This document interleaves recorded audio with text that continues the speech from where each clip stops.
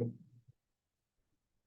right, good morning and welcome back to docket number 250104, Pure's annual review of the rate adjustment mechanisms of the United Illuminating Company. We are here this morning for an evidentiary hearing in phase 2 of this matter. We have an agenda in front of us today. Are there any administrative matters from the company or other parties and interveners before we begin? Attorney Vaughn. Thank you. Good morning, Chairman Gillette. Just one minor administrative matter. You likely would have seen on Friday, the company did file a supplemental piece of testimony, understanding that that's in close proximity to the evidentiary hearing. We're stand ready to discuss it now, but understanding that that's very, very close. We are also happy to take questions on that at the late filed hearing. And I just wanted to offer that up sort of in recognition of the fact that it was filed close in time to this hearing. Okay, thank you. I appreciate that. I'm not sure that I've had a chance to review it myself. So, all right, any other further administrative matters from anyone? Thank you. Then Attorney Vaughn, if you could introduce your witness panel and let me know if any of them need to be sworn in still, please. Thank you. Yes, as you can see, we have a large witness panel here today, as we always do at the RAM.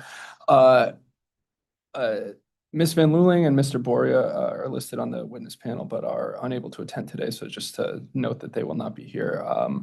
With the exception of Mr. Jessup, Ms. Palella, Ms. Sachet, Mr. Hernandez, Mr. Tebbets, and Mr. Roby, the panel members were previously sworn in at the March 12th, 2025 evidentiary hearing.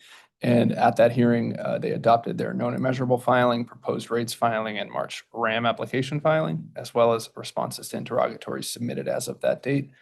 So I would ask those witnesses who have not previously been sworn in, Mr. Jessup, Ms. Palella, Ms. Sachet, Mr. Hernandez, Ms. Tebbets, and Mr. Roby, to please state your full names and positions for the record. Stephanie Chasse, Manager of Revenue Recovery. Tracy Palella, Vice President of Customer Service. Jack Jessup, Director of Networks Accounting. Heather Tebbets, Director of Regulatory, United Illuminating. Roby, Director of Customer Programs and Products.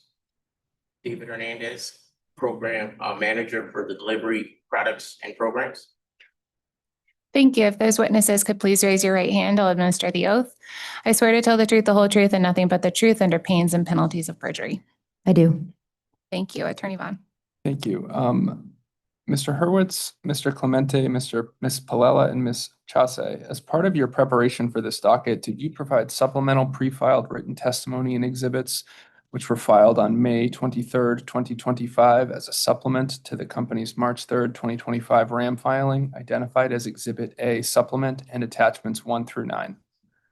Yes. Yes. And do you have any updates or changes to your pre-filed supplemental direct testimony and exhibits? No. Thank you. Could you explain that? I can. The direct testimony submitted last Friday indicates that the amount of the FERC Form 1 true-up is $170,706. That is inconsistent with the number in the attachment supporting that, which reports a value of $177,732. Each instance where the testimony denotes that first figure should be replaced with the second from the exhibit.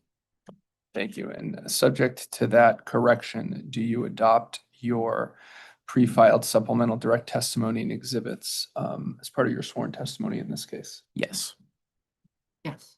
Yes. To Ms. Rosso, Mr. Clemente, Mr. Patel, Mr. Jessup, Mr. Stanley, Mr. Kolka, Ms. Miller, Ms. Prescott, Mr. Hurwitz, Ms. Chasse, Ms. Wasselnack, Mr. Kopelik, Mr. Roby, Mr. Crowley, Mr. Hernandez, and Ms. Tebbets.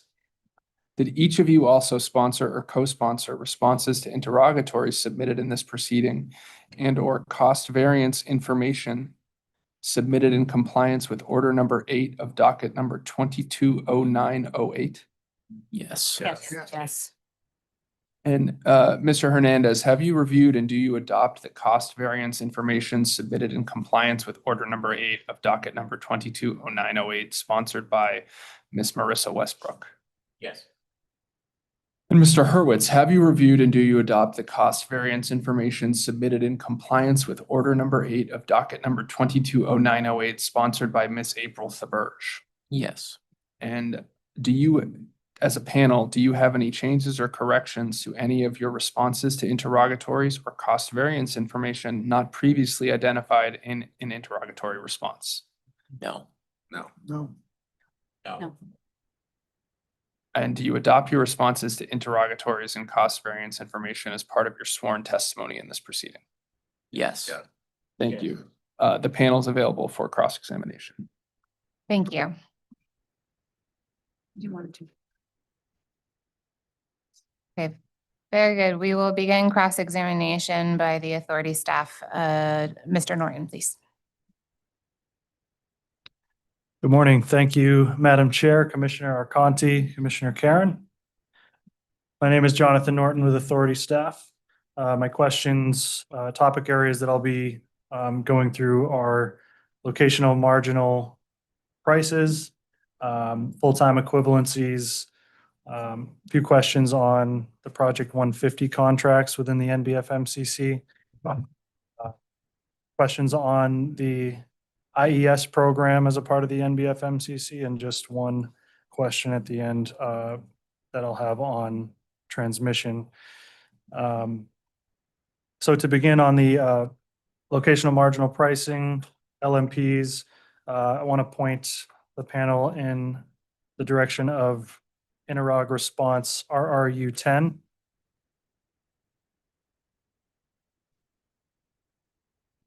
Regarding the LMP impact to power purchase agreements.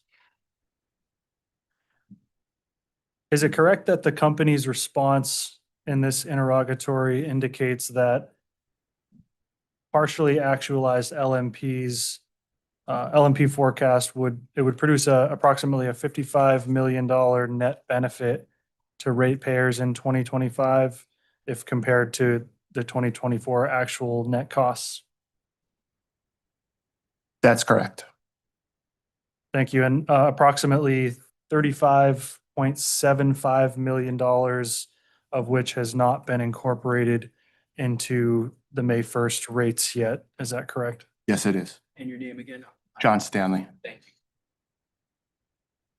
you. Just to clarify, your response was that $35.75 million is not being given back to ratepayers yet. Not yet. That's correct. Yes. Understood. Does the company support an update to the utilization of the actual monthly cost impact effects through the latest available month to be incorporated into the September 1st rate? We're not opposed to an updated. Assuming, of course, the balance of the calendar year continues to indicate a net benefit is going to be accumulated through the end of the year. And Correct. there aren't major Yep. changes to that. Okay.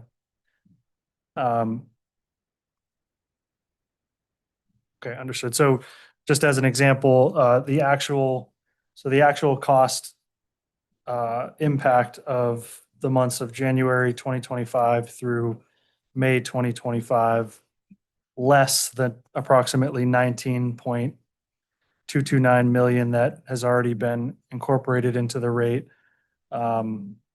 would effectively be a balance that the company is open to incorporating September 1st. I'm sorry, would you please repeat the question? Sure.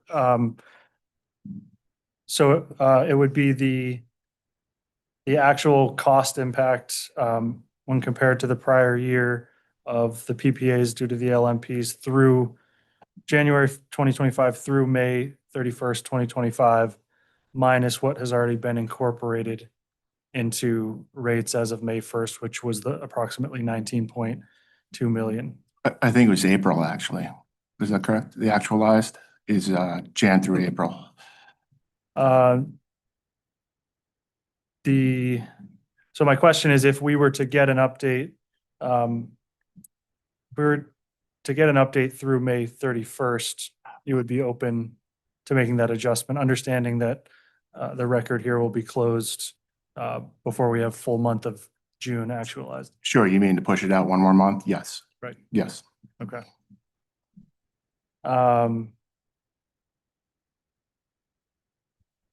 So in response to Interrog RRU 10, could the company provide a supplement to that interrogatory response just with May incorporated in an update to what was provided in there? Yes. Okay. Just one moment. Do you have a due date for that, given the fact that we're still in May? What is the company's typical timeline for closing? Yeah, probably about 10 days after the month close. I just want to make sure that makes sense for the record and the timing. So it sounds like we may be able to provide that prior to the late file exhibit hearing, but it sounds like it would be after the set date for late filed exhibits, just to be clear. Understood. That's acceptable. I appreciate that. Thank you. Thank you. I'm going to now move to full-time equivalents, FTEs. Just have a few questions, specifically on Exhibit F2 from the company's known and measurable filing, January 15th, 2025, that was submitted.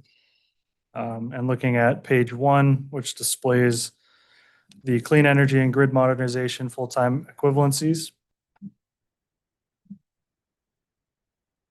My first question, could the company specifically provide an update for the record on whether the positions for RRes and NRes on Excel rows 22 through 25 have been filled?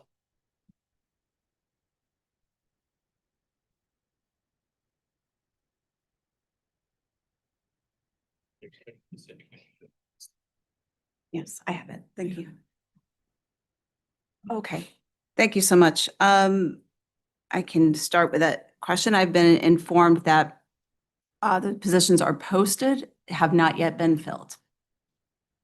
I'm sorry, your name again? I'm sorry, my name, Christy Prescott. Yeah, thank you. No problem.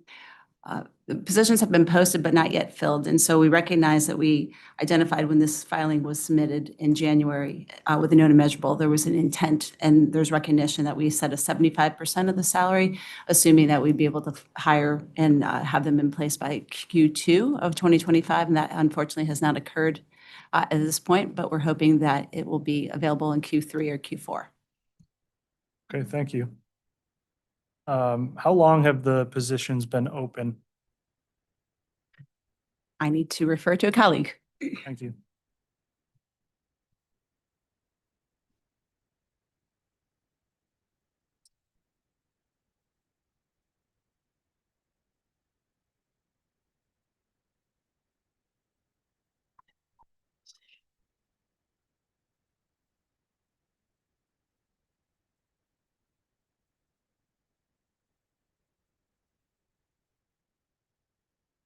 All right, thank you. Thank you for that. The positions were posted in April of 2025. As I understand, they were originally, well, excuse me, that's the answer. They April 25, and we're currently looking for a appropriate candidate list for the positions because they are technical in nature, and the company is looking to actively fill them with appropriate personnel. Okay, thank you. You're welcome. On the same exhibit, going down to row number 26, the company also reported a program manager for the IES program to be involved only 43% in the company's 2024 filing after being estimated at 100% in the same, excuse me, let me rephrase that. I think I phrased that from a confusing way. On row 26 of the company's current filing, this position was involved or expected to be involved 43% in 2024. However, it was estimated in the 240104 docket last year that this position was expected to be 100% in calendar year 2024. Is there a reason for that? And I guess as a kind of a second question is it safe to assume that this employee will remain there in 2025 at about a 43% involvement?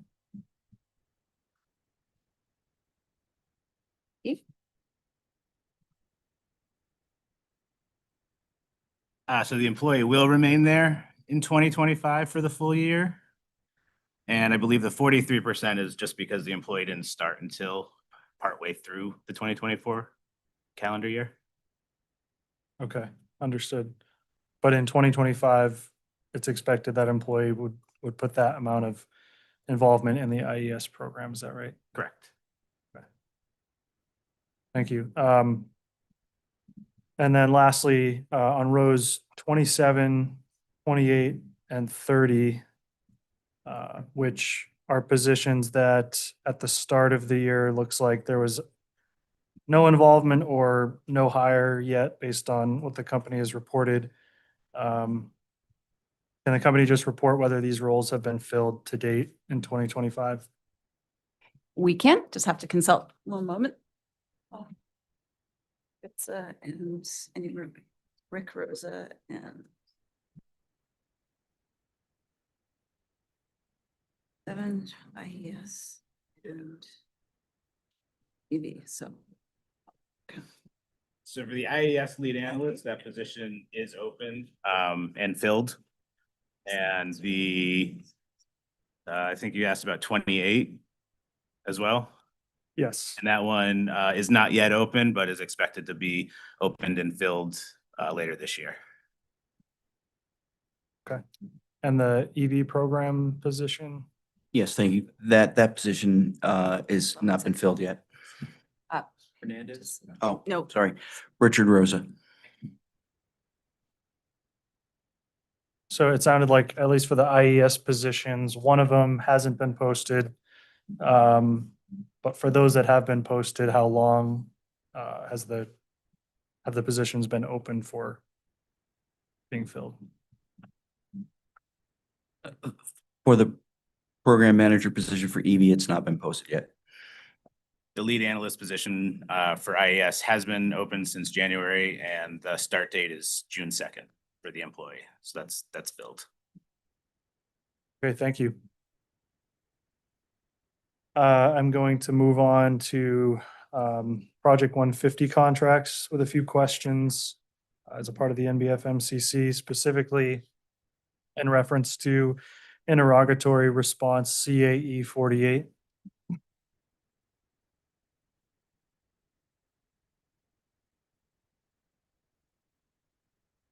In the company's response to CAE 48, company indicates that the Project 150 contracts do not have fixed contracts and are derived from the cost of natural gas supply and transportation.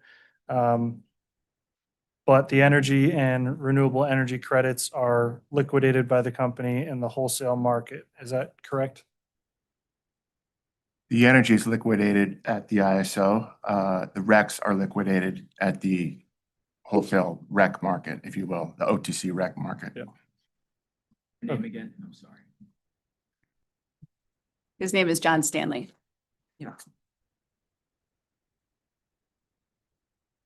Does the company also liquidate the energy to the open market similar to the other PPAs like Millstone?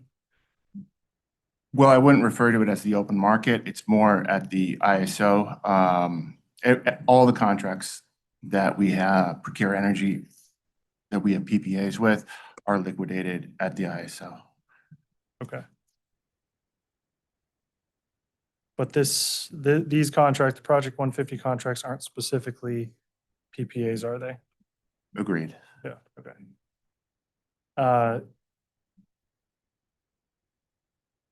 And so the ratepayers would ultimately either benefit or bear the cost of whatever difference arose as a result of the variable contracts under the Project 150's contracts compared to whatever the ISO is prices. Yes, that's correct. Does the company have other non-fixed contracts or programs with energy producers within the NBFMCC that the company also liquidates the energy into the ISO market or any other market for that matter, I guess, that would differ from the fixed PPA contracts? Yep, there are several contracts that don't have a fixed price that are in our inventory of executed power purchase agreements. Primarily, those have been those that are fuel cell and using natural gas in nature. Therefore, the variable price of the fuel has resulted in contracts that are not fixed price. In that instance, similar to the Project 150 that we just discussed. In addition, some projects bid in variable rates for energy and RECs. As a traditional, like some of our solar projects, those were bid that way during the deep administered RFPs, and we instituted the pricing as they bid into the RFP. Okay, understood.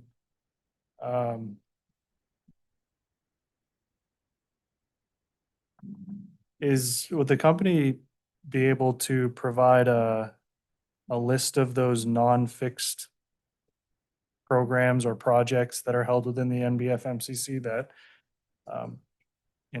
like I said, aren't tied to a fixed contract price from the company's perspective of procuring the energy specifically? To make sure I understand the question, would we be able to provide you a list of the contracts that don't have one fixed price throughout the term? Correct, that are a part of the NBFMCC specifically. Yes, we certainly can, but I'm thinking of a filing that's performed as part of the Clean and Renewable Energy docket. This year it was 240801. I believe there's an interrogatory that lists all the executed PPAs and the pricing, which should provide you that information already. But Sorry, I'm told it's CAE 006. that was just the PPAs though, and not these variable agreements? I think it's all. Okay, All of the contracts that are executed under power purchase agreements that are recovered under the non-bypassable FMCC are also listed in that CAE 006. Subject to check. could the company supplement that in this record to include it as a part of the interrog response for CAE 48? We certainly can. Thank you. Yeah, absolutely. And then one more question here, just in general, what criteria does the company use when deciding to liquidate energy into the wholesale market as it relates to these contracts or any other contracts?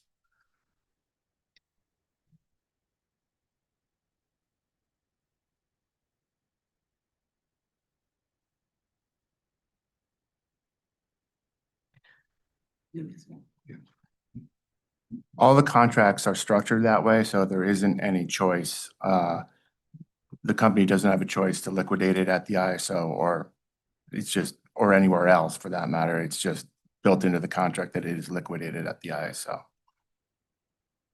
Okay.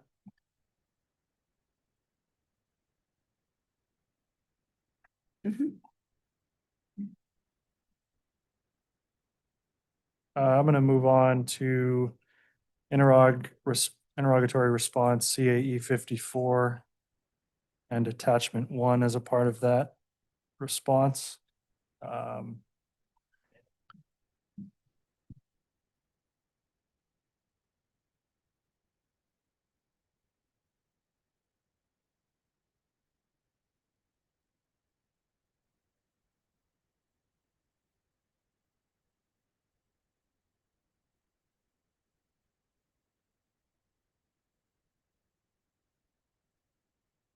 Specifically on interrog response CAE 54, in in the company's RAM application compliance filing submitted March 3rd, 2025, within Exhibit F, on page 2, the company reported an actual Innovative Energy Solutions Program cost of $2.346 million for 2024. Is that correct?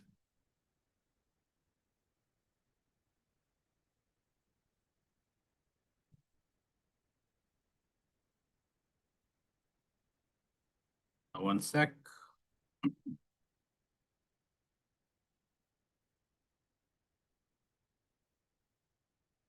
Yes, that is correct. Thank you. Were those costs in 2024 primarily Cycle 1 IES costs?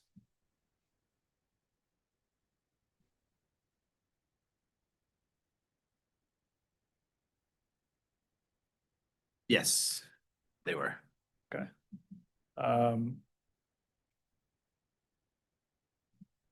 All of them? Yes. 2.34, okay. Yeah. Is it correct that if you were to take the company reported or proposed a $1.145 million known and measurable adjustment for cycle 1 as a part of the interrog response CAE 54? If you were to take that and add the actuals from 2024, which is used as a proxy for setting rates in 2025, that the company would be estimating approximately $3.491 million of estimated cycle 1 costs to be included this year in the May 1st effective rate. Does that sound right? Just for cycle 1? Yeah, just for cycle 1. Yes. Okay. That would be exclusive of any like internal labor costs for 2025 though. Okay, yeah, just project related Yep. costs. Okay. And so if you were to add the 2024 actual cost of 2.346 million, which was incurred in 2024, that would get you effectively what the company holistically is expecting to expend for cycle 1 costs, which I'm coming up with $5.837 million or so worth of recovery from the start of cycle 1 to the completion. Yes, correct. Okay, understood. Since interrog response CAE 54 shows $5.578 million of approved budget for cycle 1 costs to date, is it correct that the rates include, if we include the known and measurable adjustment that I had referenced, that we would be, the company would contemporaneously be recovering approximately an extra $259,000, understanding that since we agreed on the 5.837 million or so of total contemporaneous recovery costs between last year and this year versus what's been approved. Does that sound, do you agree with that? That sounds about right. I think so I think part of the 2.34 that was filed in actuals included internal labor costs, Okay. where the CAE 54 response does not include any internal labor costs. It just includes the actual pilot costs. Okay. Do you have the actual labor cost that was included in that 2.346 million incurred last year?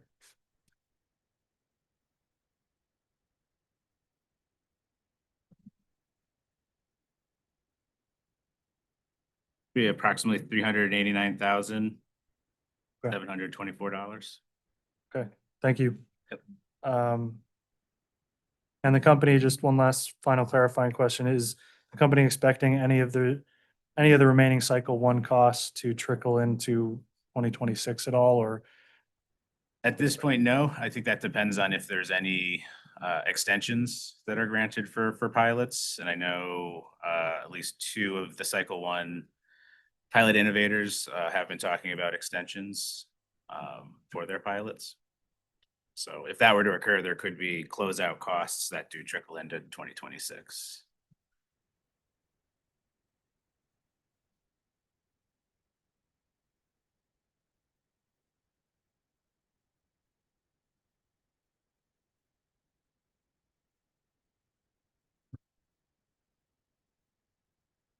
I just have one more question this morning in regards to interrogatory response CAE 56 related to transmission. In this response, the company provided an explanation of how UI's transmission revenue allocation factor is derived. The company made reference to the transmission revenue allocation factor. Can the company provide an explanation of how UI's transmission revenue allocation factor is derived and how it is applied against various components of the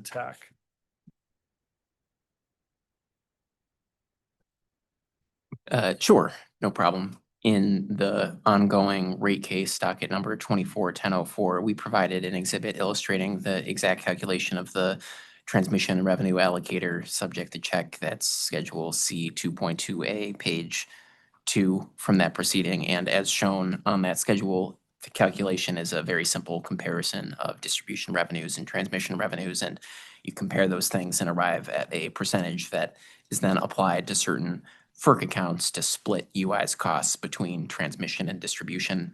The revenue allocator, subject to check and most topically for this response here, is used to split costs that are known colloquially as customer accounts expenses, i.e. costs recorded to FERC accounts 901 through 910. And that then appears in the TAC. Okay, and could you just repeat that reference to the 24-1004 filing? Yeah, it's Schedule C 2.2A, and my subject to check is that it is page 2, but if you give me just 1 second, I can confirm that for you.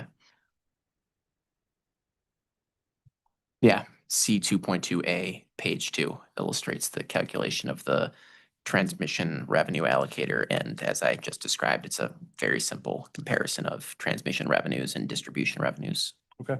Division. All right, thank you. That concludes my cross.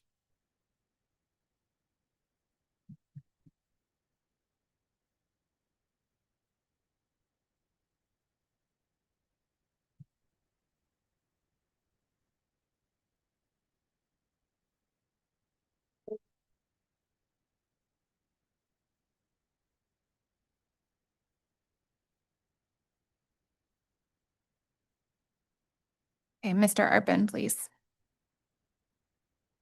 Good morning. My name is Christopher Arpin, and I'll be handling questioning for the SBC today. We'll just shuffle some folks up here, Mr. Arpin.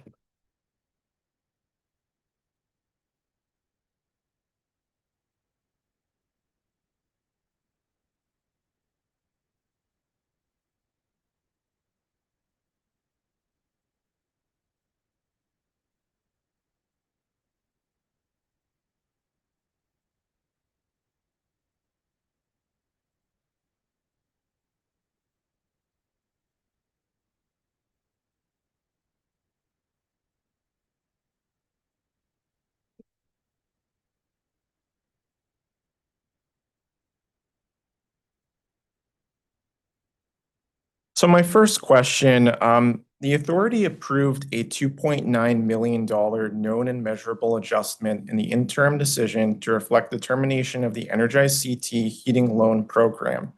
However, in CAE 58, UI stated that it is only seeking cost recovery of the combined total of the shortfall between new loans funded and loan payments received, along with administrative costs as shown in Exhibit H. Given this, why does the known and measurable adjustment not reflect the actual cost of approximately $670,000 presented in Exhibit H, or the cost of servicing the Energize CT heating loan program, particularly if the company continues to receive loan payments from existing customers?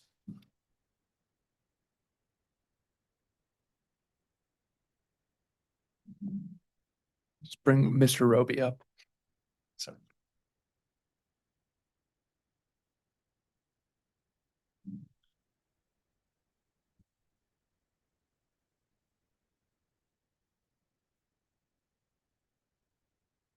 Hi, good morning, Eric Roby. I believe we answered this in the CAE 58. So the new loans funded, which was about $3.1 million. And then what we received, the company received from loan payments was the $2.7 million that you referenced. And then the difference between those is the delta is what we're looking for recovery within H, plus the administration costs, where we have administration costs from the third-party provider. So the administration costs of $330,000 plus the additional or the delta between the 3.1 and the 2.7 would equal the 669,000. Thank you. So I guess my question is, why did UI propose a $2.9 million known and measurable adjustment for the Energized CT heating loan program if that doesn't reflect what's in Exhibit H for last year?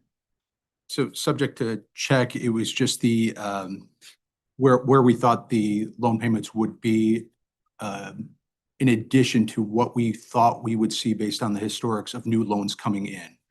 So the loans ended December 31st, 2024. So it was based on the historics of what we saw where the loans were coming in.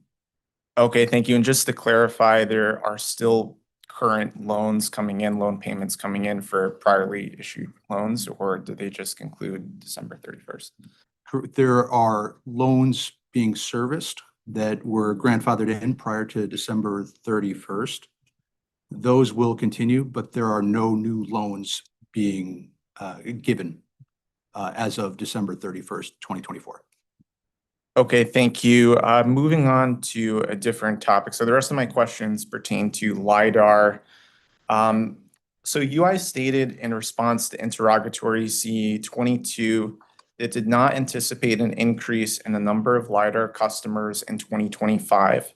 However, based on UI's response to CAE 57, approximately 70,000 customers were enrolled in LiDAR as of April 30th, 2025, which represents an increase of about 4,000 customers compared to what was cited in CAE 2022 at the end of 2024. In light of this enrollment growth, does UI continue to believe that LiDAR participation will not increase in 2025 relative to 2024? And if yes, please explain why. Yeah, when we compared the end of April 2025 with December of 2024, the total number of customers, including the pending customers, balanced out to roughly that 70,000 customers. So in comparison, it's sort of the same amount as in 2024. So we don't see that much of a growth compared to last year. But in terms of the number of enrolled customers, would UI say that there is a growth since it was 66,000 in 2024 and now it's 70,000 on April 30th? Bear with me one moment. I'm just checking my numbers.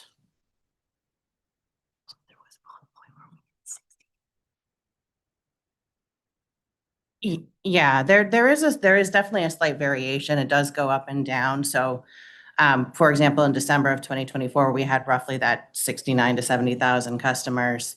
In April of 2025, at the month end, it was still about 69. But there was a month in February of 2025 where there was roughly 68,000. So it does fluctuate depending on when it expires and when they renew their LIDR. Okay, thank you. Now my next question, in the April 19th, 2022 LiDAR decision issued in docket number 1712-03-R11, the authority directed the EDCs to recover LiDAR implementation costs and the subsequent year's RAM proceeding consistent with recovery mechanisms used in Massachusetts and New Hampshire.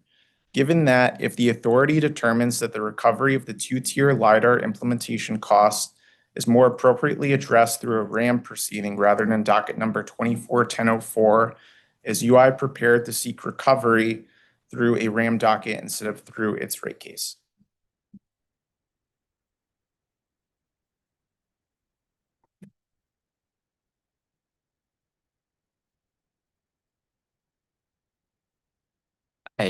The answer to that question is yes. And the testimony that we submitted last Friday is our attempt to do just that. We are still seeking to recover these amounts in the rate case. So the cost of service update that we submitted in docket 24-1004 did not remove LIDR Tier 2 capital costs from our proposed revenue requirement. To be clear, it did not include, and it never included LIDR Tier 5, the cost of implementing 5-tier LIDR, but it did include the cost of implementing Tier 2 LIDR, and we did not take that out of our proposed revenue requirement.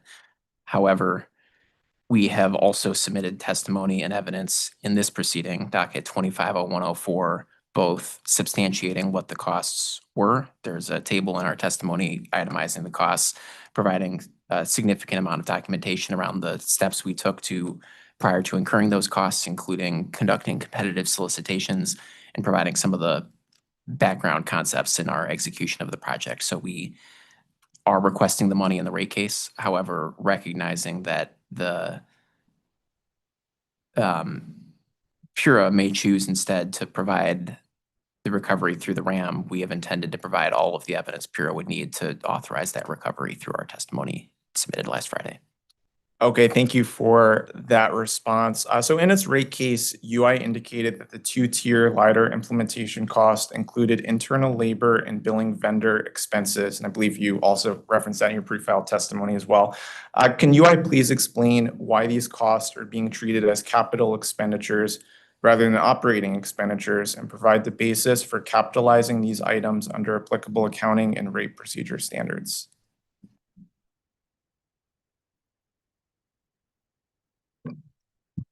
Yeah, hi, Tracy Palella. So the components of the project included, as you mentioned, internal labor. That was the labor costs of the internal folks actually working on the project in order to ensure the implementation, which is a software upgrade. So changing our software to accommodate the low-income discount rate.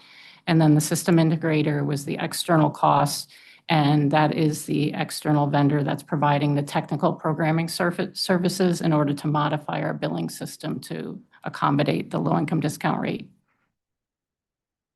And to add to Ms. Palella's answer, I think Ms. The Burge was asked a similar question recently in 24-1004, and while I will not pretend to be able to explain it as eloquently as she did, I think she explained that, sort of as Ms. Palella just described, these investments will carry benefits for customers for multiple years. And so it's accordingly appropriate that customers across the life of these investments bear some portion of the cost of these investments. Otherwise, you would create an intergenerational equity concern. In other words, if there is work done today, costs incurred today that will benefit customers for an extended period of time, you would not want those costs to be borne solely by the customers of today. Rather, you would want the cost to be borne by all of the customers who enjoy the use of the asset being created. And accordingly, we have capitalize the cost so that may occur. Thank you for that response. And just to confirm, the internal labor costs were relating to directly working on implementing that, not like training costs relating to the software, right? No, just the implementation of the low-income discount rate. Okay, thank you. My next question, could UI please provide insights into how the company maximized the use of its existing internal resources and detail the efforts made to minimize unnecessary costs during the implementation of the 2-tier LiDAR?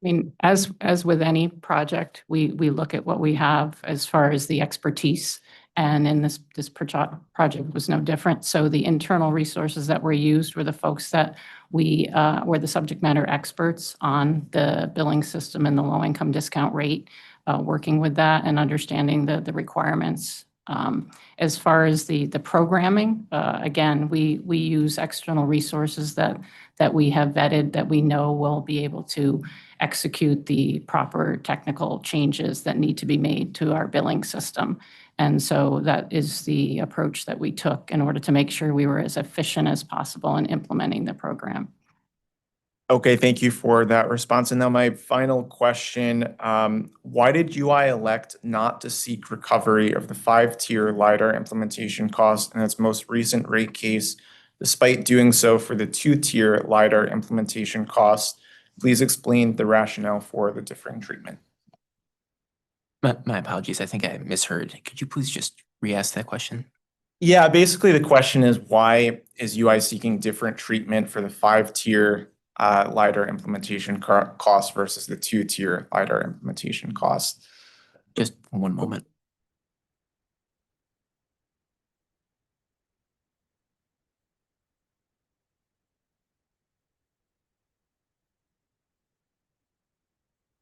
So I think a couple just stage setting facts to keep in mind are, one, that the LIDR Tier 2 implementation costs we're seeking in the rate case, and for which we've also put forth evidence in this proceeding, only went into service in December of 2024.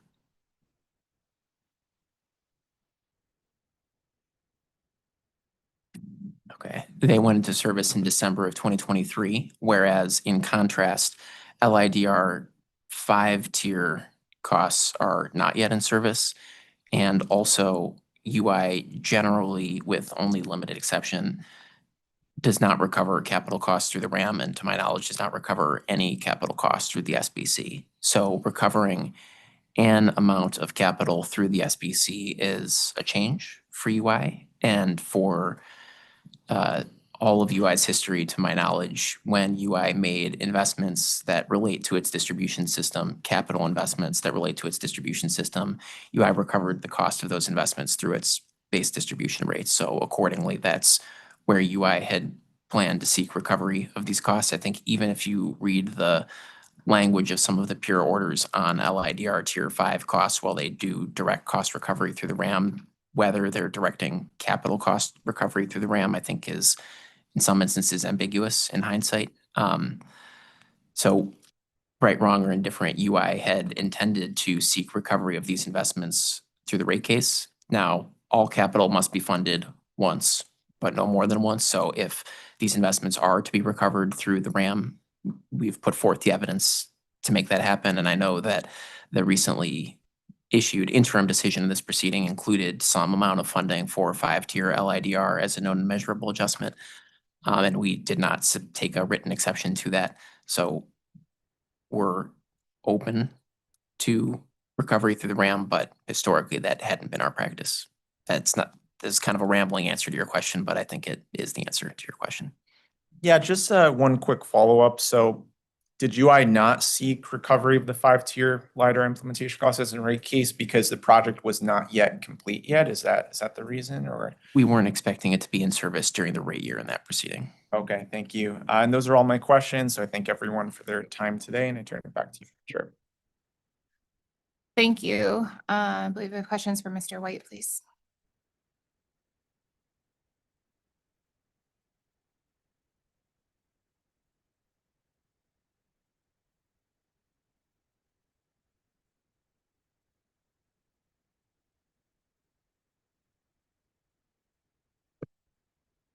Thank you. I have questions on NBFMCC, specifically IES. And then I also have a couple questions on RDM and GSC after that. Just give us a moment. Yes.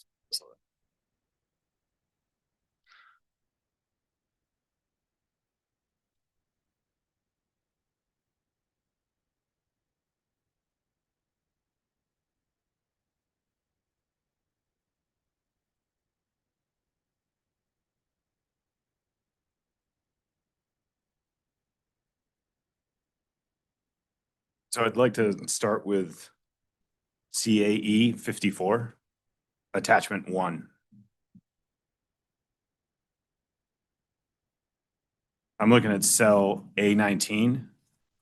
referring to Smarter Grid Solutions, had a cost recovery cap of 2.7 million, which was amended to 2.325 million. So what was the basis of the reduction to 2.325 million?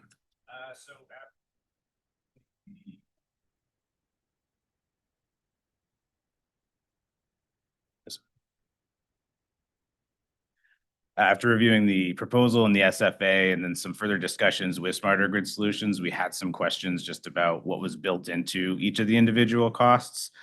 So we wanted to go through, get more specific with the actual milestones, and in doing so, we identified that there were some areas where we could cut costs. Part of it's also due to the fact we're trying to get 5 customer sites to participate. We ended up limiting that down to 2, just due to lack of customer interest.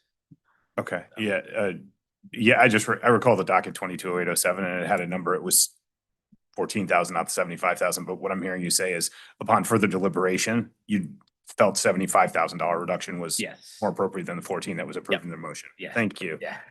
Perfect, thank you.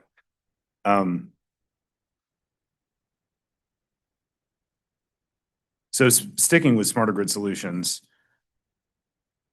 on CA 54, I see that I'm looking at the approved SFA budget, as we just discussed, is 2.325 million. The known and measurable for last year was 2.4 million.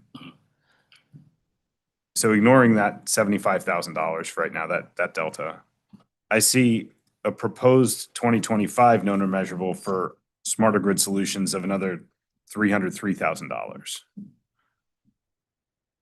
I'm just trying to understand that because I feel like UI was already granted known and measurable slightly in excess of the total budget. So why would there be a request for another $300,000? Right, that might be an oversight on our part, so I'd have to go back and double check the math and get back to you, but Okay. That's what it looks like just at the top of my head. Okay, all right, thank you. Yeah, and I think so the approved 2024 was before we made the reduction, so we were assuming that's, I totally get that because that was a year ago and then Yeah. the budget was reduced after that, but it's the 300,000 that I was asking about. Yeah. Let me see. So a general confirmation on cycle 2, the known and measurable category 2 costs are estimated in January to be 75% of what you're looking at for the 2025 budgets. Because it's the moment in time when you're making the estimate. Okay, Yep. 75%. Thank you. Yeah. Now in cycle 2, bi-directional, an approved budget of 238,000 and a proposed known and measurable of 315,000. Am I looking at that correctly?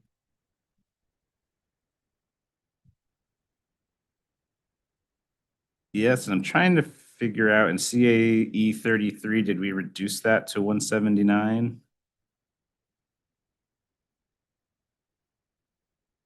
Let me bring up my files. So, okay, all right. I think I'm following what you're saying. So, Yeah, so there was an update. I'm assuming CAE 33 came in after we had the SFAs finalized and we had a clearer picture of what the known and measurable was going to be for this year on those. got it. Okay, thank you. And so then I guess what I'm hoping to get is an updated number for total known and measurable. So whether there's an adjustment for the bidirectional or not, relative to what's currently on the record, I'm not sure. But based on what you said, the Smarter Grid, probably there'd be an update for that. Yeah, there's probably going to be an update for that. Yeah, so Okay. I'll have to go back and take a look at that and do that math. But yeah. Would it be? Yeah, that's fair.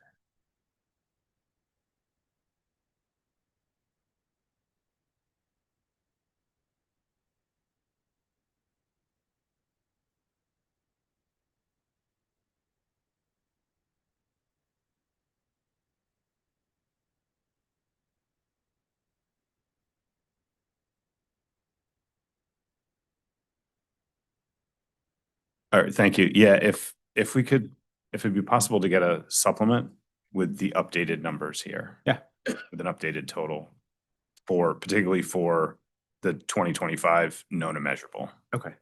For both cycle 1 and cycle 2? Yes. Okay. Thank you. Is that? Mr. White, what is the reference, please? What It's is the interrogatory that you're asking. to- Oh, CAE 54.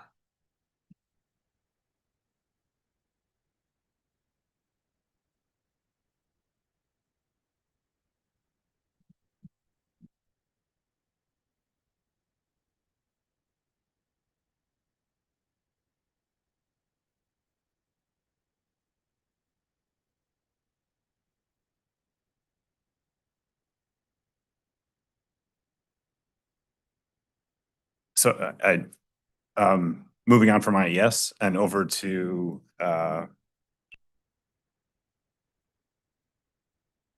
RDM. The interrog is CAE 61. Attachment 1. Cell F32. I am there. Thank you. Could you elaborate on why third-party damages jumped from $9,000 to $834,000? Candidly, I'm not sure of the specific circumstances driving this fluctuation this year. What I can offer, though, is that third-party damages will fluctuate year to year for reasons outside of UI's control. We talked during rate case hearings, you may recall, about sundry billings, things like pole hits, someone drives their car into a UI-owned pole and then owes us for the damages.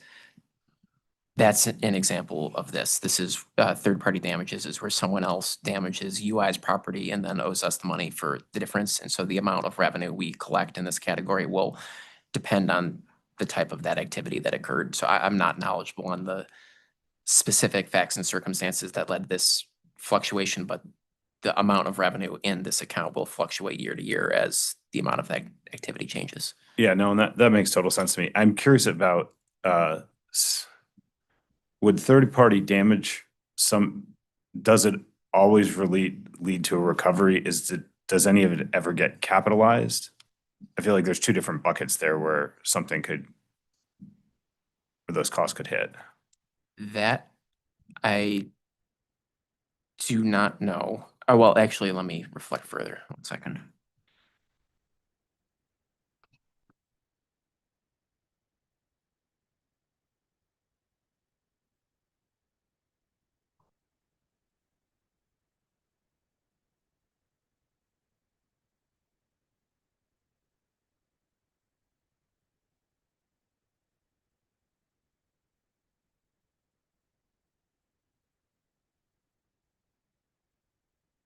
I think this particular revenue, I would not expect to be an offset to capital cost. If someone had provided us money in that capacity, it would have been recorded as a kayak and not flown through the RDM, but conceivably that scenario is possible. Okay. Yeah, so I guess my point wasn't whether it hits both accounts by accident, but could it go into the two different accounts where you simply don't recover anything, it got knocked over, hit and run, gone, and then it ends up being a cost to UI, to ratepayers, getting capitalized versus getting a recovery? So I think if we do get a recovery and the recovery is to offset a capital cost, I would expect it to be a contribution in aid of construction, a kayak. I think to your question of like, what do ratepayers pay for? The answer is sundry uncollectibles. We talked a little bit about that during not the late file hearings, but the hearings before that in the rate case. And sometimes some of these customers don't pay the bill that we send them, and then that becomes uncollectible expense, but it's not the sort of baseline uncollectible expense that gets wrapped up in that uncollectible expense percentage that we use for revenue requirement purposes. Rather, it is an element of residual O&M. We called it sundry uncollectible expense, and that's the expense that will ultimately be borne by customers. What happens when, for example, a pole attacher doesn't pay their bill, someone hits a pole and doesn't pay, or what have you? That's the expense that will appear for customers. Okay, thank you. And jumping to the GSC, What I'm trying to do is just determine, I'm seeing two different numbers that I'm thinking should be the same. If you point us to them, we'll see if we can figure it out. So the compliance filing from March 3rd, and it's in a few different places, but I'm just going to start here to try to keep it on target. Compliance filing, March 3rd, Exhibit D, page 5, cell E16. Just one moment. We're all just getting there. Bear with us. Oh, yeah.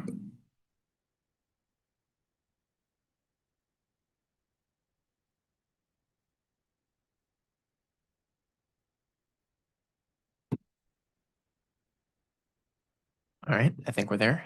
Okay, so that number is 3.5 million. And then that has a note here to Exhibit 1, page 3, line 16. I have a feeling, I'm guessing here, that's might be stale, which is totally fine.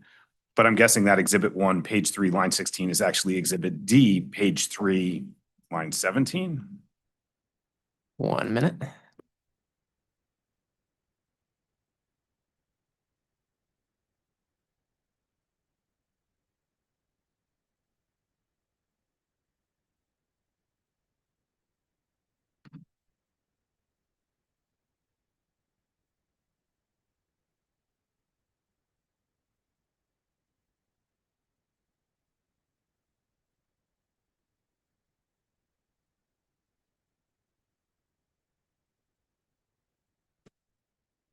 I do see what you're saying.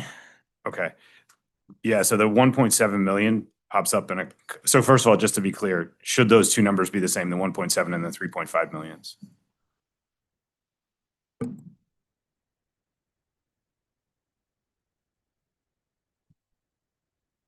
One minute. Sure.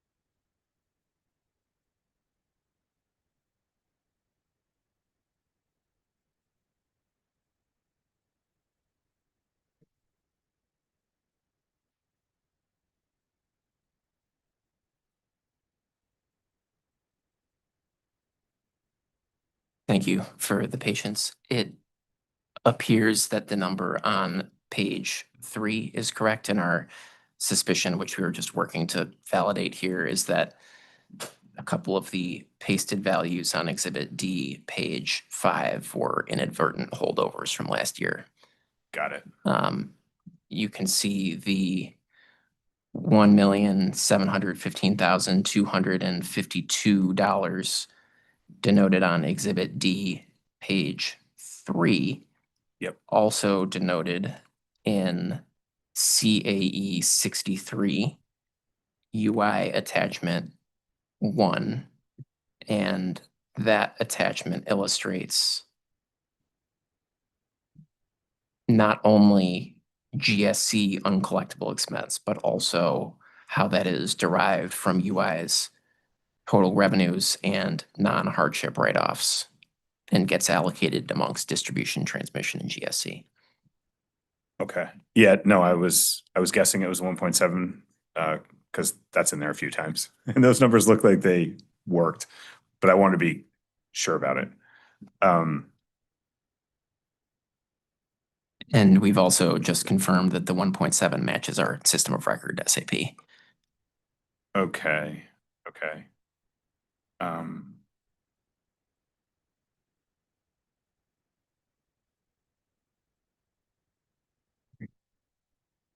All right, thank you for that. I think we're good on that. So no need for a supplement because we've got it in several other places, and that's the number that everybody agrees on, that UI is presenting. So thank you. And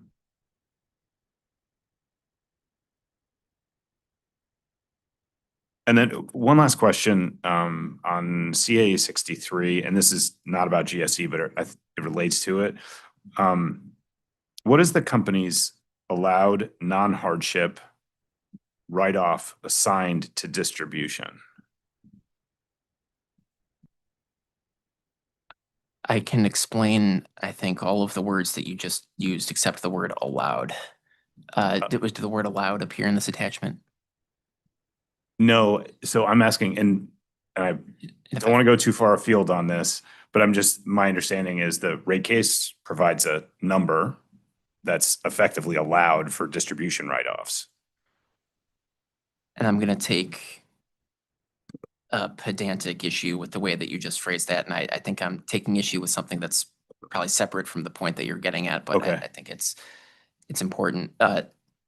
In the rate case, PURA didn't allow uncollectible expenses. PURA established or will establish a revenue requirement that reflects a certain level of uncollectible expense, and that level of uncollectible expense can be derived in a certain way, but the company's uncollectible expense is going to be what it's going to be. And so I think, explain the rest of your question, and if I've missed the gist of what you're getting at, please feel free to steer me back on the rails.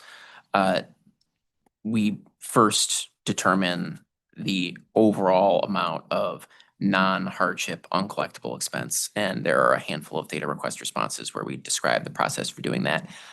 We then use a revenue-based approach to assign a portion of those uncollectible expenses to the GSE cost collector, and then use the FERC-approved revenue allocation factor as it applies to distribution and transmission to split the remaining uncollectibles between transmission and distribution. Now, to your question, there is some percentage embedded within PURA's revenue requirement that was used to determine the level of uncollectibles reflected in the approved revenue requirement. There was some percentage in docket number 220808, and I'm sure there will be another percentage in docket 241004, although I do not yet know what that will be. Do you happen to know what the number was for 220808? Off the top of my head, it was 0.9%. Okay. Somewhere in, if it's not that, it's close to that. Yeah, and that multiplies out for me what I had in my head. So thank you for that. I appreciate that. And that is it for me for my questions. And thank you for helping walk me through that for an inarticulately worded question. But you got it. Thank you. No problem. Thank you. Attorney Riley. Thank you, and good morning to the panel. Jim Riley on behalf of the authority. Just a couple of follow-up questions, and I think it actually might make sense to bring Mr. Stanley back up on one of our earlier exchanges. Just bear with us for one moment.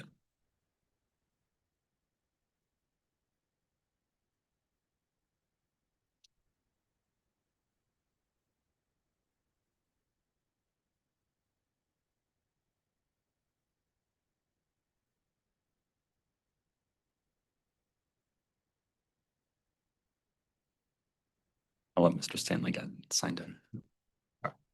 All set. No problem. Okay, thank you. So in your earlier exchange with Mr. Norton regarding the liquidation of energy into the ISO markets, I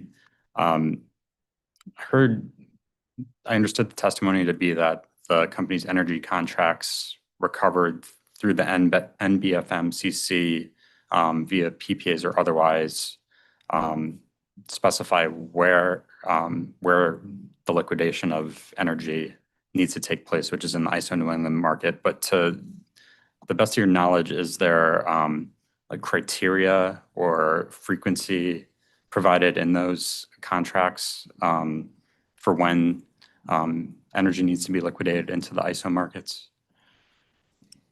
I could start off with that and Mr. Stanley can jump in. I'll just note that for the power purchase agreements, we receive what's called the buyer's entitlement percentage, which is listed of how much of the output of an asset we will receive from the project. And so we don't manage it or bid it into the ISO New England at all. That is done by the generator themselves. And so we instantaneously, when the project goes in service, we establish the buyer's entitlement percentage. In many cases, it's UI has a percentage and Eversource has a percentage split based on a load ratio share. And then we receive the energy, but it instantaneously gets monetized into the market. And so it's not that we have a purchase obligation of their output, but we don't have access to the energy. We don't receive it physically. It is just a transaction that occurs and is outlined in the power purchase agreements that the asset has the ability to bid day ahead or settle in real time, and we just receive the benefit of the actual energy and the monetized price. Nothing to add. Okay, thank you. So that it sounds like, in other words, there isn't a specific time or frequency, it's just on instantaneous per the contract? Correct. From the time they go in service and we determine that the unit has reached their COD and through the term of their contract. Okay, understood. Thank you. Quickly moving back to LiDAR expenses. I heard the testimony regarding why the company's seeking to capitalize certain tier 2 LiDAR costs. But is there a particular policy or uniform sort of criteria that's utilized to capitalize such expenses? We do have a document. I'm not going to get the name exactly right, but I think this will be close enough. It's the Avangrid capitalization policy, which we would be happy to provide if that would be helpful. Sure. Yeah, we could take that. That's a late file. Okay, so I think that's our first official late file. The previous 3 requests, I believe, were supplements of previously filed interrogatories. So I'll mark this. I don't think we had late files yet in this docket. I'll confirm. So this should be late file exhibit 1, and it's to provide a copy of the capitalization policy for Avangrid, correct?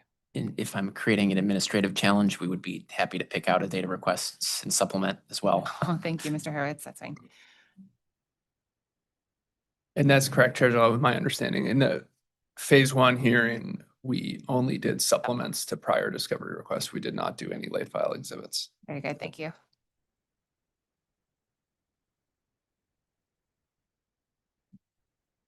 Thank you.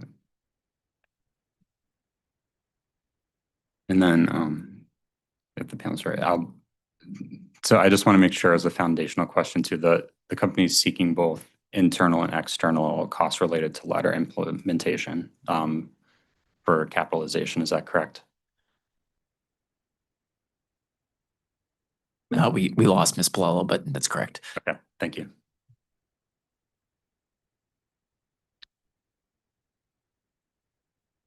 No further questions from the authority. Thank you, Chair. Thank you.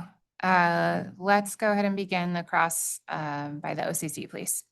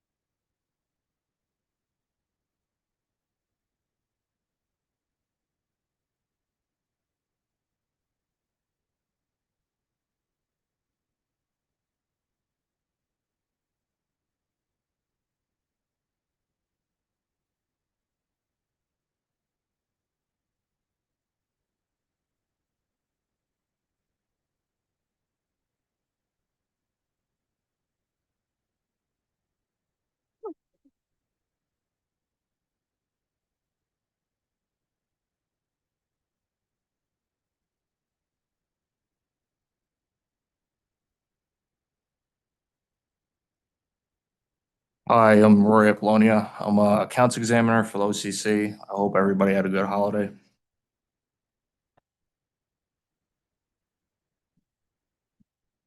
Okay, so I have some questions for you today. I'm gonna first refer to docket 241004, late file exhibit number 4. Just let me know when you're ready. That may take us a moment, just given the different docket number, but I'll see if Mr. Hurwitz has it. Take your time.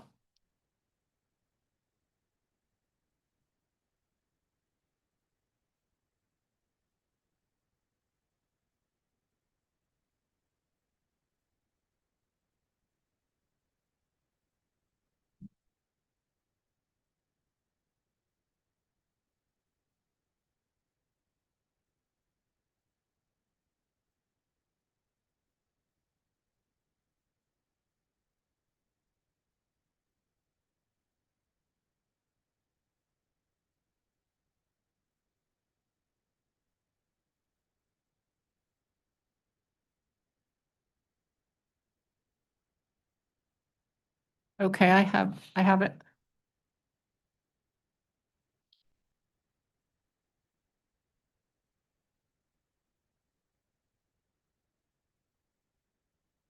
All right, so you ready? Yeah, I have. We are, thank you. Okay. All right, it states in the response that 1,200 customers were removed and they had a corresponding financial match of 77,000. Has the company updated the RAM's financial models to remove the 77,000?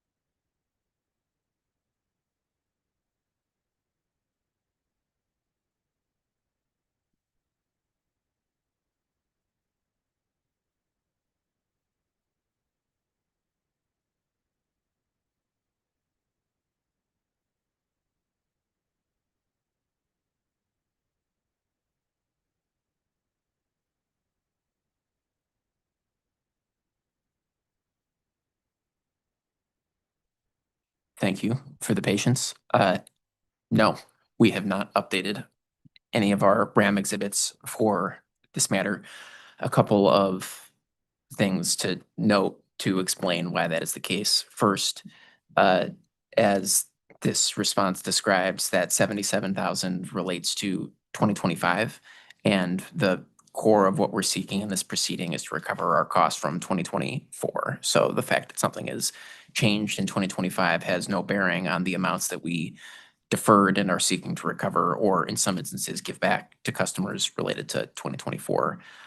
Where this may come into play is a potential known and measurable adjustment for 2025. Our known and measurable filing was due mid-January of this year, well before this was known, so we did not put this in our known and measurable filing for that reason.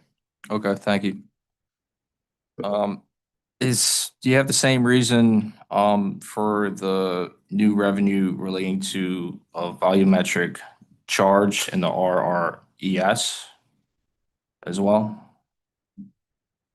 Is there a different response or something you could point us to for that?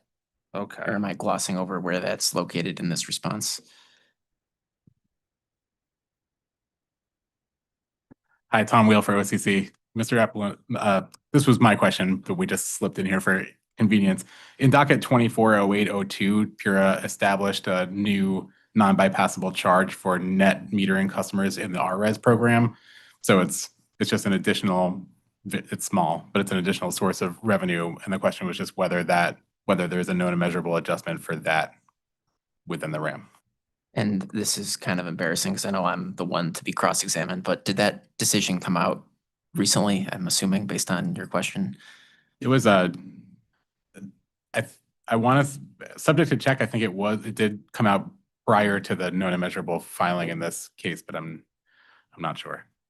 Okay, I'm unfamiliar with that decision. Certainly, for it to be the same reasoning, I think that the timing of that decision would have had to been near or after that known and measurable filing. I would have to call in 1 second. I see some help being called in from the audience. I might be about to learn something about discharge. 1 moment. Sure. And for the record, I pulled it up. It was the decision's October 16th, 2024, docket 240802.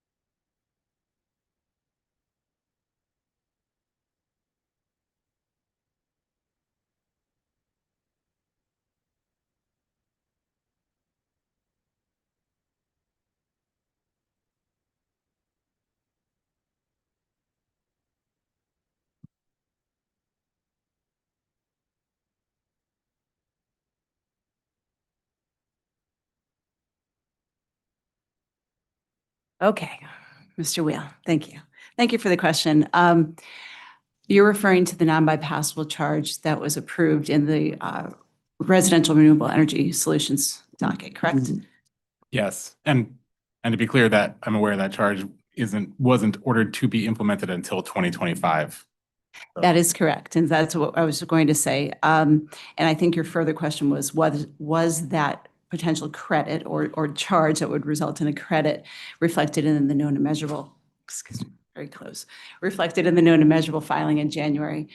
Subject to check, we don't believe we identified that clearly in the known and measurable as a potential issue, specifically mostly because it was anticipated to be fairly minimal, and I wouldn't call it de minimis, but it didn't raise to a level of amount of dollars that we thought was appropriate in the known and measurable filing.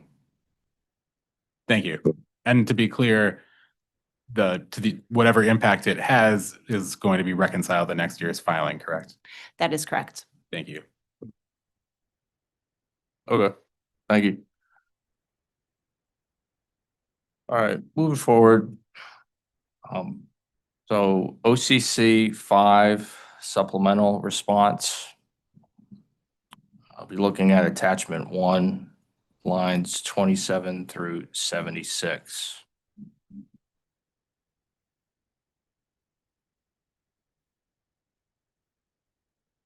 Just let me know when you're ready.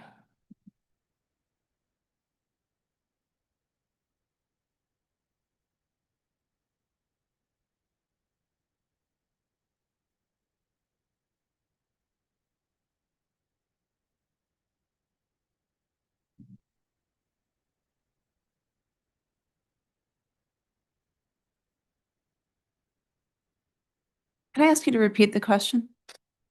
You got it? All right, so I'm looking at OCC 5 supplemental response. Attachment 1, lines 27 through 76. Are these incremental 2025 costs listed here for each expense?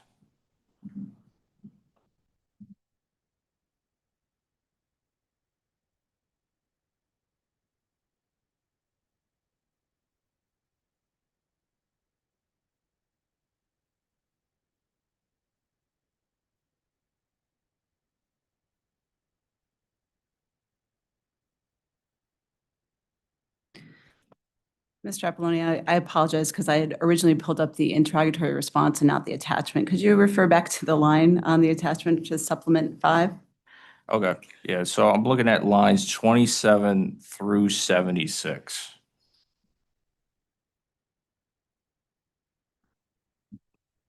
Oh, yep, yep. I see that. Thank you. Okay. We have the exhibit. If you could then just ask the question specifically. Okay, no problem. So my question is, are these incremental 2025 costs listed here for each expense? The label in column E for those lines 27 through 76 says incremental 2025 costs, and they are associated with innovative energy solutions, electric vehicles, and IES and hosting capacity maps. So, yes. The answer is those are incremental costs in 2025 that were not costs in 2024.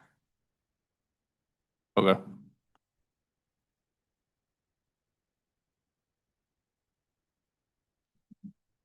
Did the company incur any more additional costs related to this after that response was provided?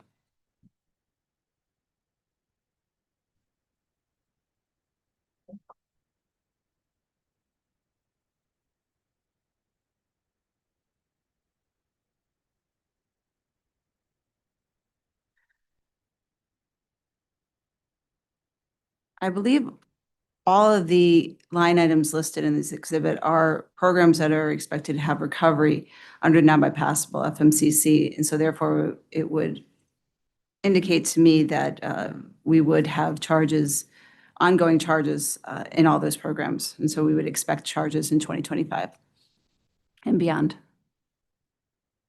Okay, thank you for that.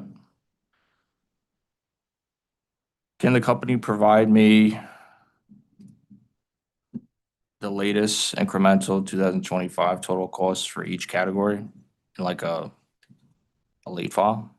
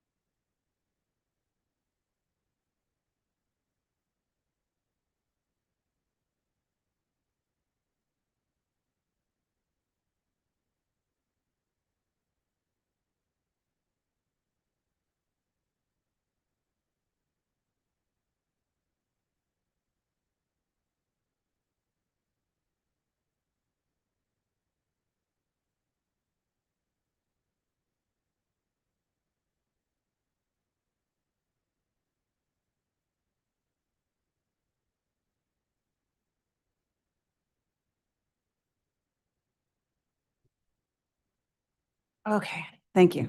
So I think perhaps we just need to think about what was provided in the response to OCC 5 and the supplement.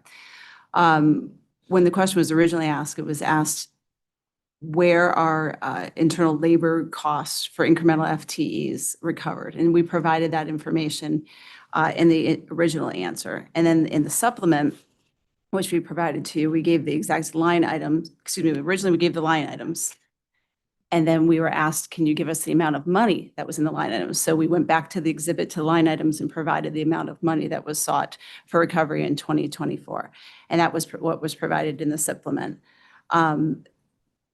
If you're asking about 2025 amounts, the company, it's, the amounts that we would provide would have not yet been validated, and we don't have all the information to accurately represent where those 2025 costs are. And it would be inappropriate, I think, for us to, respond that we would make sure that we've had all the exact costs that we'd be seeking for recovery in 2025 at this point.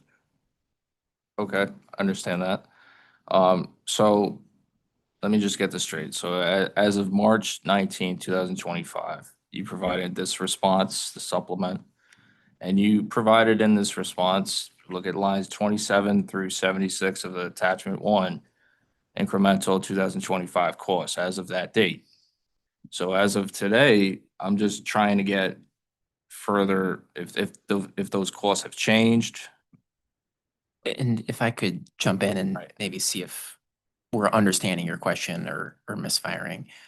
Are you asking us if we have a new expectation of what our 2025 costs will be, or rather if we have insight into what our 2025 costs actually are now that some of 2025 has passed?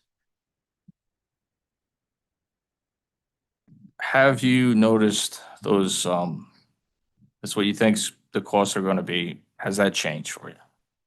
I see. So I think we had understood your first question slightly differently of like, can you tell us what your actual 2025 costs are? And I think I completely agree with my colleague, Ms. Prescott, right? More of 2025 has passed, so we have some insight into what's happened so far, but the year is not yet done. There's audits and reviews we haven't yet concluded, so it's tough for us to say definitively on that front. Now that I think I understand your question a little better, if you'll just let us confer and see if we have a answer to that one. Yeah, no problem. Thank you.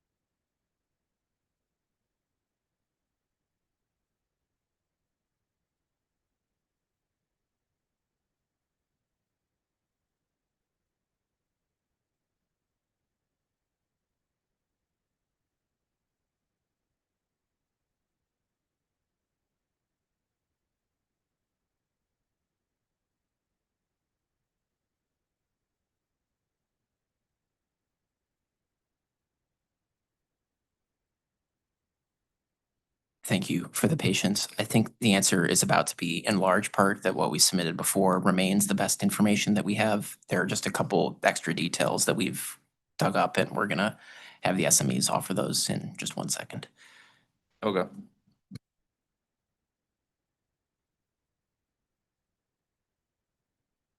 And first, we'll start with Mr. Crowley to offer some more information on the timing of an FTE that was reflected in one of the lines on the attachment that you pointed us to.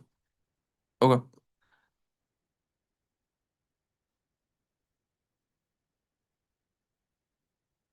potentially only, Mr. Crowley. That's fine. No problem.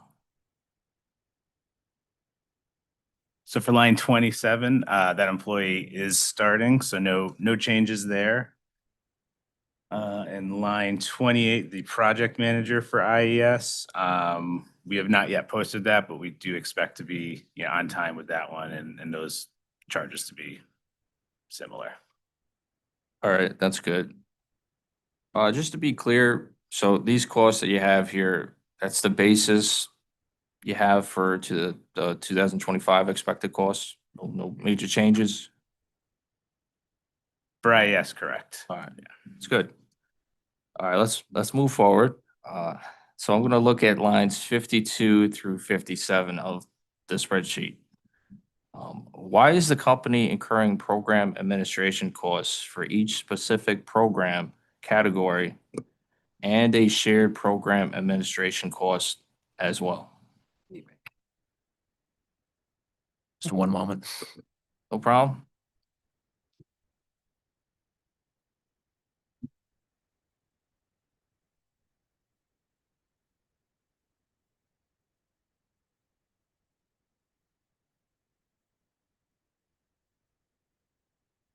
Hi, Richard Rosa.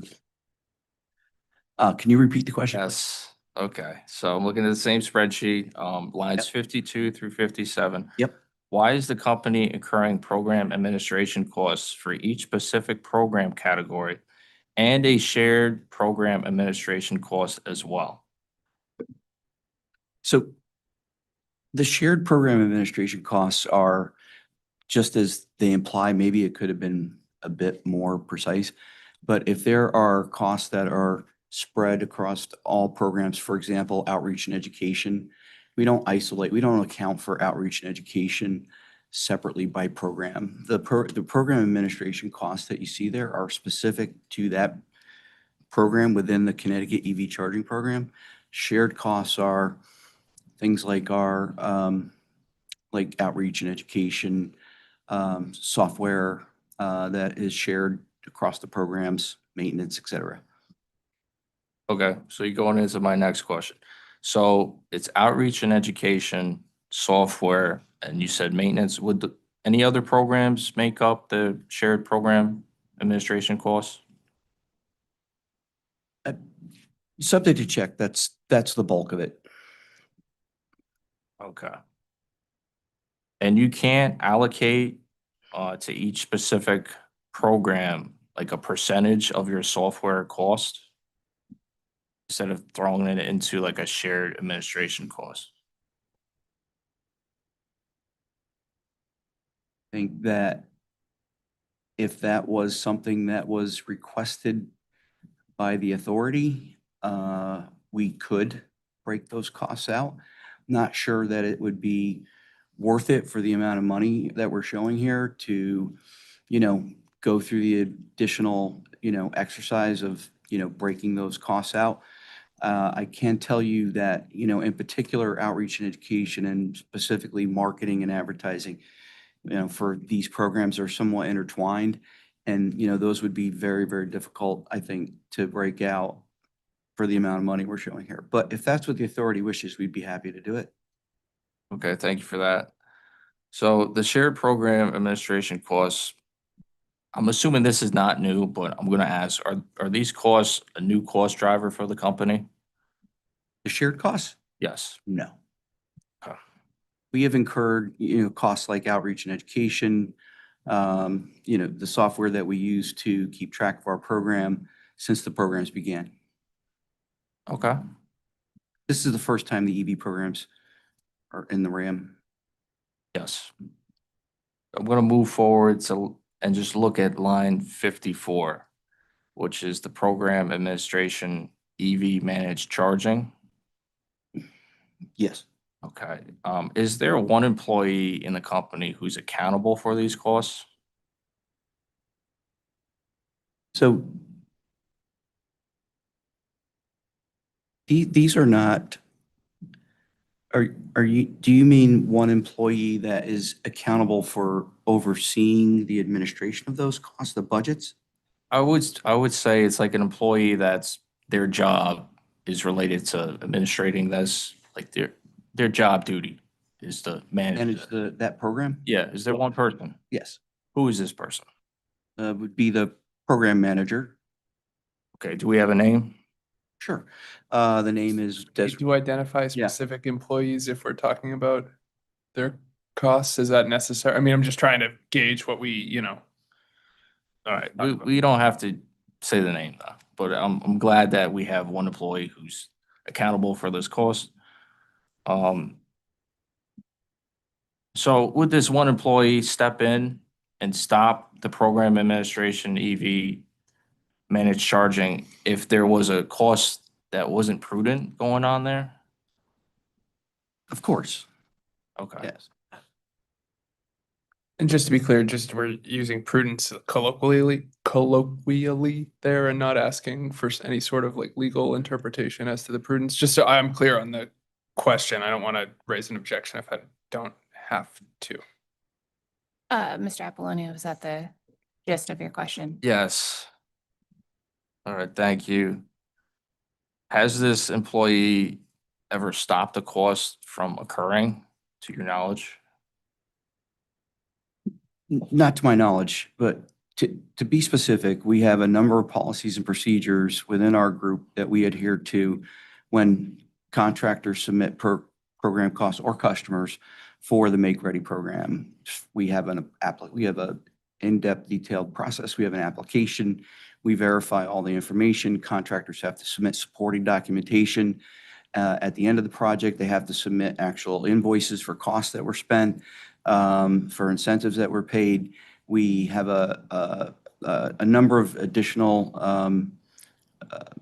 policies in place so that we ensure that there are always two separate people looking at final incentive documents.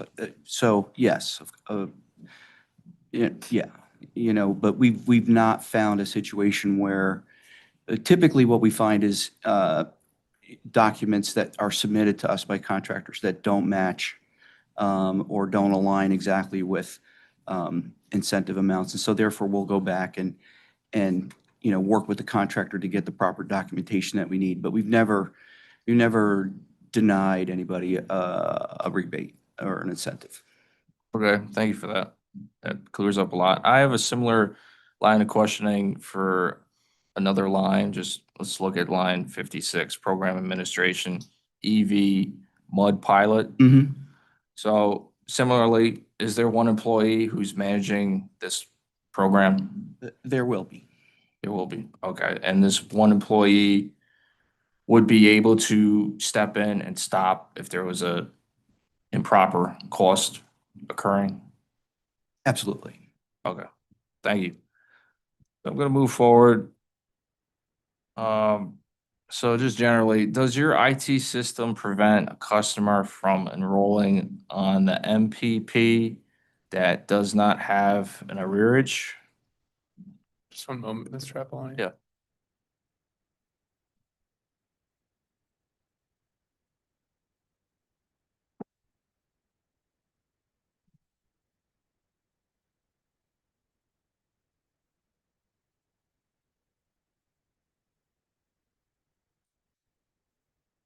Hi, sorry, Stephanie Chassé. Yes, there's an IT system that is in place to stop customers from enrolling in MPP if they do not have an arrearage. Okay. Did you enroll anyone on the MPP that did not have an arrearage? And let's look at late file 8 of docket 241004, that response. Did Yeah, but- just, yeah, do we have them? Do you have They're it? already And just, and did. So just because we're speaking about interrogatories from another docket, I'm wondering if it would make sense to bring up Mr. Daniels, who I believe did sponsor the late file exhibit from 241004. Okay. He was not identified as a witness, but I didn't know we were going to be taking questions on late file exhibits just after the late file hearing concluded. Sure. Stephanie, you can do it. Okay. Yeah, I That's you. Okay. Okay, so there's not an objection to the question, or I I don't want to object to the question. I want to be helpful and get information on the record. I do think that, the proper venue for that question probably would have been last Thursday or Friday, but I can, Tom Wheel I think I already introduced myself. I can, if it's helpful, it was news to us during the late file hearing that there were customers enrolled in MPP who didn't have an arrearage. So from our perspective, it's relevant to the question of the prudence of the MPP costs sought to be recovered. We don't need to go into the details of late file 8. We're just referencing it as that's where it's our understanding that has occurred in the past. and I believe there was some questioning about late filing that took place during the late file exhibit hearing, and there may have been a supplement provided about or being provided about some of the differences there, but we can. And the costs of the MPP aren't recovered in base rates, so they're recovered here in the RAM. So that's why it's relevant to this proceeding. And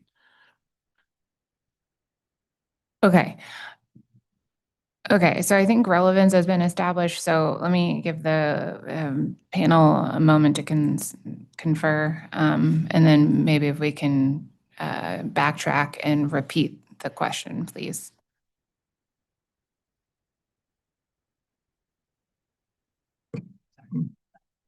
If you could just repeat the question, so I think there was. Yes. So my question here. All right, so I'm looking at late file 8 in docket 241004. Did you enroll anyone on MPP that did not have an arrearage? Yes, it was identified that, I believe we supplemented that response where it was initially 29, and then we reduced that down to 9 accounts. Some of those accounts appeared to have a zero balance because we were transferring balance from an old account to a new account number simultaneously while enrolling those customers. Therefore, they did have a qualifying arrearage not on the account. But we did identify some accounts enrolled, I'm not sure the exact number, but less than 9, that did not have an arrearage, and that we are looking into what occurred there because we do have systems in place that shouldn't happen. Okay, thank you. So you're going to stand that you've enrolled 9 people into the MPP? I don't know if that was an accurate synopsis of Ms. Jasse's testimony. Okay, can you enlighten me as to how many customers did you enroll into the MPP that did not have an arrearage?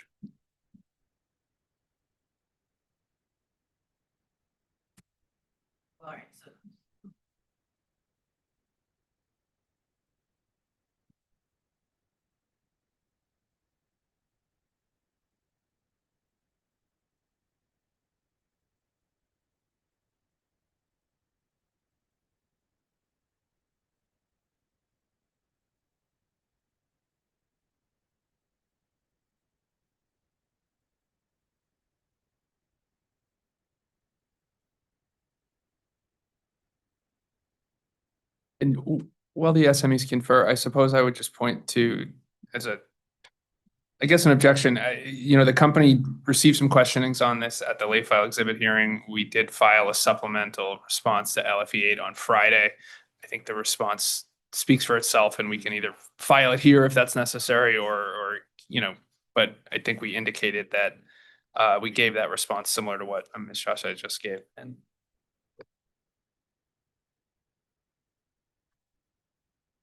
Okay, so take that as an objection to the question, but an offer to make a late file exhibit filing here, Attorney Vaughn? Is that the? sure, I suppose we could take a look at I don't know if we've been able to complete the research that we were talking about in the Friday late file hearing. So I think that we can probably take a late file there and maybe provide some additional information by the late file exhibit due date. Okay, so the late file exhibit, which would be number 2, I believe, would be to provide information regarding the number of customers enrolled in MPP without an arrearage in calendar year 24. Is that the question? Yes, but we have more questions relating to it. So should we include more? Attorney Wheel. yeah, if we could just add to that to the extent that there were matches to those customers, the dollar amount of the match and the date that it occurred?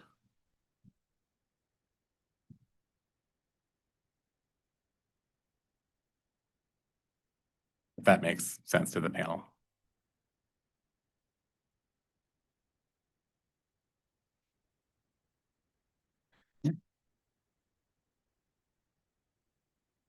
So customers who don't have an arrearage, there wouldn't be any balance to match, so that amount would be zero if there's nothing there. Okay.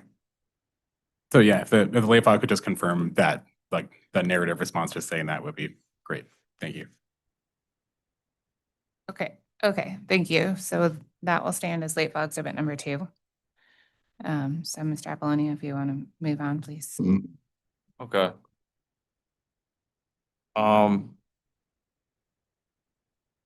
Yeah, that's all the questions I have. Thank you.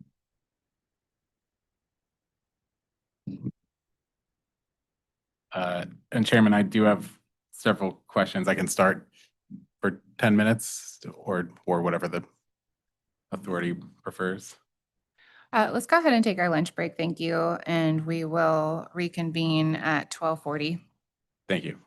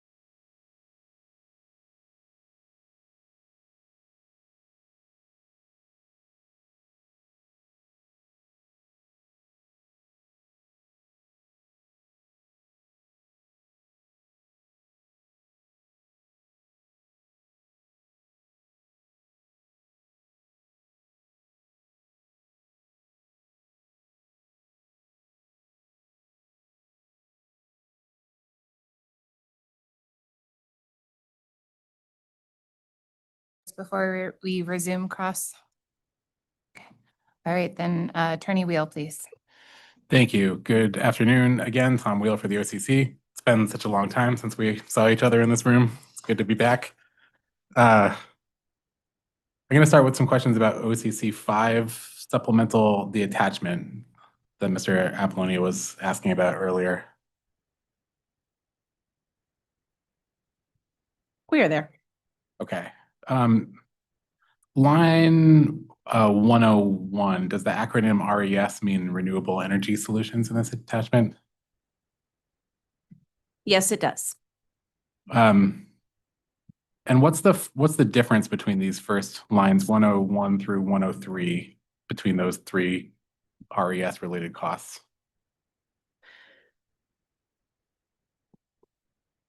Subject to check, I believe the line 101, which is Res Program Admin and Personnel, and line 102, UI Res Program Admin and Personnel, CC34, is a difference in our accounting item number. And so therefore, that's why it was 0, because it was discontinued. And so it may have been reported in a prior year, and then we changed the accounting order for it. And therefore, the ongoing line item should be the 101. Okay. I'm sorry, did I miss the difference between 101 and 103? I'm sorry, 101 and 102. Was that your question? Or It's 101? about all three of them, just that because the first three, 101 through Yes. 103, are RES related.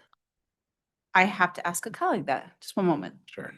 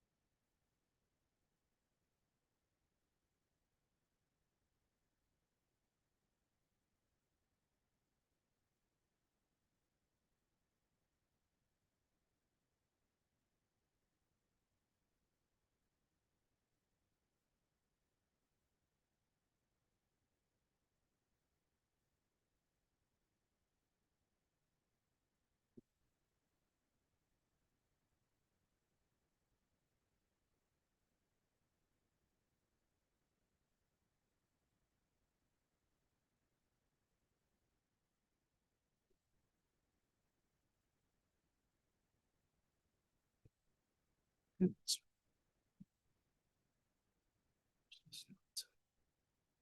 me a second. Just one more moment, please. Sure.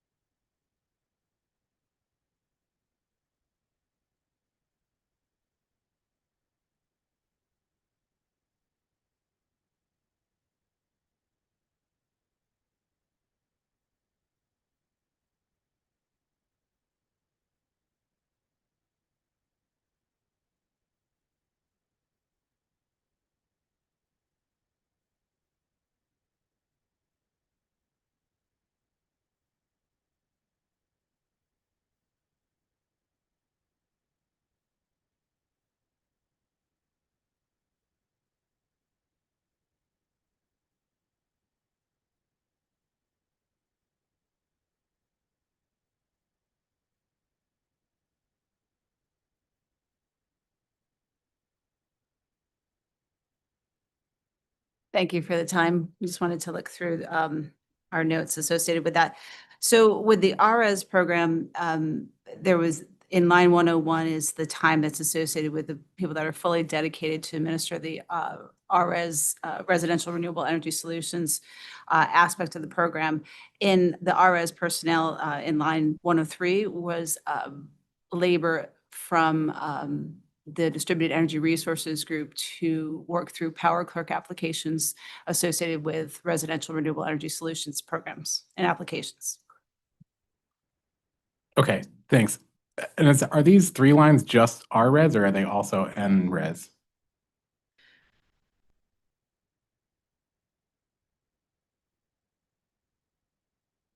Apologies, just want to double check the source. They are all RS. Okay. Because I didn't see any, are there not internal administrative costs associated with NRES also? I knew where your question was going to go, and I have an answer. Line 131 is wholesale power non-bypassable, federally mandated administration costs.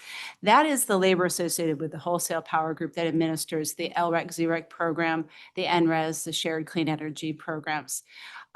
When the RAM exhibits were originally instituted, that same labor, that same group was responsible for all those programs. And so we hadn't set up the labor charge to separate based on the individual programs. However, during the recent years where there have been many more programs added to the non-bypassable FMCC exhibit, those labor costs have been broken out separately for the additional programs.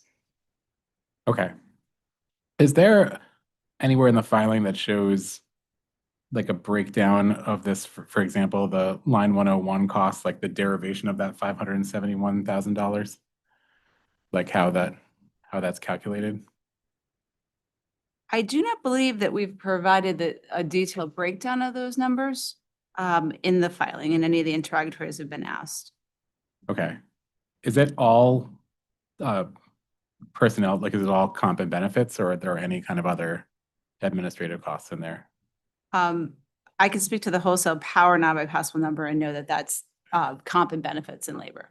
And I would imagine it's the same process, but that would be subject to check. Okay. Thank you. Is that true of like line 114 shows SCEF program administration? Do you know if that's all also only internal labor? Yes, that's correct. That's for the program administration associated with the SCEF subscriber credit. Okay. And is there, I guess for administrative efficiency, I'll ask the question I asked about line 101 about like a further breakdown. Is there anywhere in the filing where we can see breakdowns of like any of these totals that are in lines 101 through 141? To my knowledge, we've never filed the individual labor line items that would make up those charges because they are inclusive of each employee's labor charge. Okay. In the line 131, which you were just referencing a minute ago, I saw, I was kind of trying to cross-check these against the narrative and glossary that was filed in March. And I saw in there that the wholesale power non-bypassable FMCC admin is described as being for the administration of several NBFMCC recoverable programs. And the note in there said that that includes SCEF subscriber organization activities. So I was just curious about why there's like 114, line 114, which calls out SCEF, and then there's some SCEF also kind of mixed into that one, it seems. Yep. So I think what was likely meant by the glossary definition was that it includes the activities for the wholesale power organization to procure and run that procurement for the shared clean energy projects, which are selected for shared clean energy facility organizations. Shared clean energy facility organizations. Okay. And as I mentioned before, the line 111, which says UI SCEF program administration, that is meant to be the subscriber credits. Gotcha. You mentioned before that LREC and ZREC are within the wholesale power non-bypassable FMCC admin line. Is there like practically the work that's being done there? How does that differ from the work that's being done for RRES? Sure, good question. Let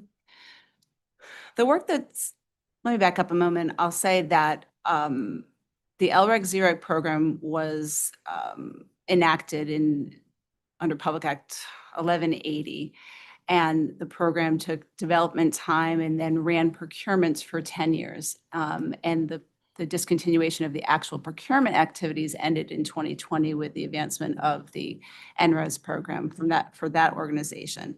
The ongoing work that's happening under the LREG Zurich is the payment and verification of the obligations under existing LREG Zurich contracts. So when they are awarded, they're given a 15-year term. It takes time for those projects to come in service. Many seek extensions or have to be terminated. So there's a lot of administrative work associated with managing those once they're awarded. And so that's the ongoing work that's happening with LREG Zurich. Okay. I had some questions about the Renewable Connections Program, Okay. which is shown on here at line 134. I saw that there is like a breakdown, I think, of these costs in Exhibit F, starting on page 19. I'm sorry, I should have flagged that we had some questions about that exhibit also. Okay, just give me a moment. Sure.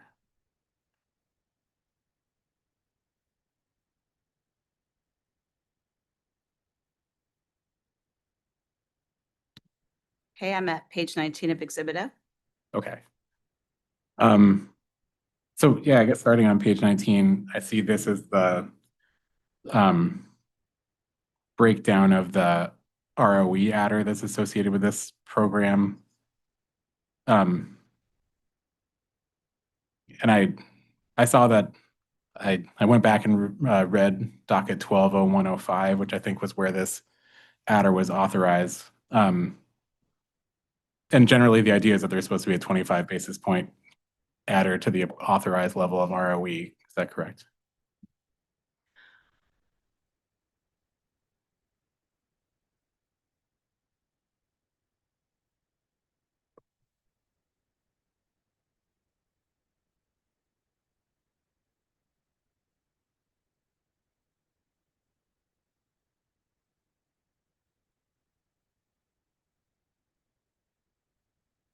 Sitting here, we don't recall the history of the ROE adder. We don't recall the opposite. We're just not familiar.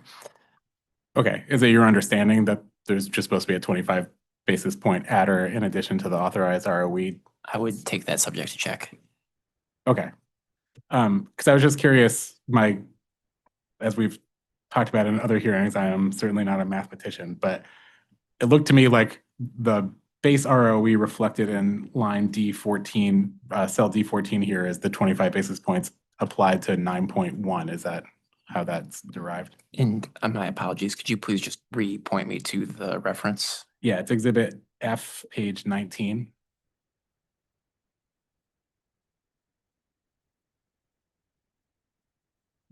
Got it.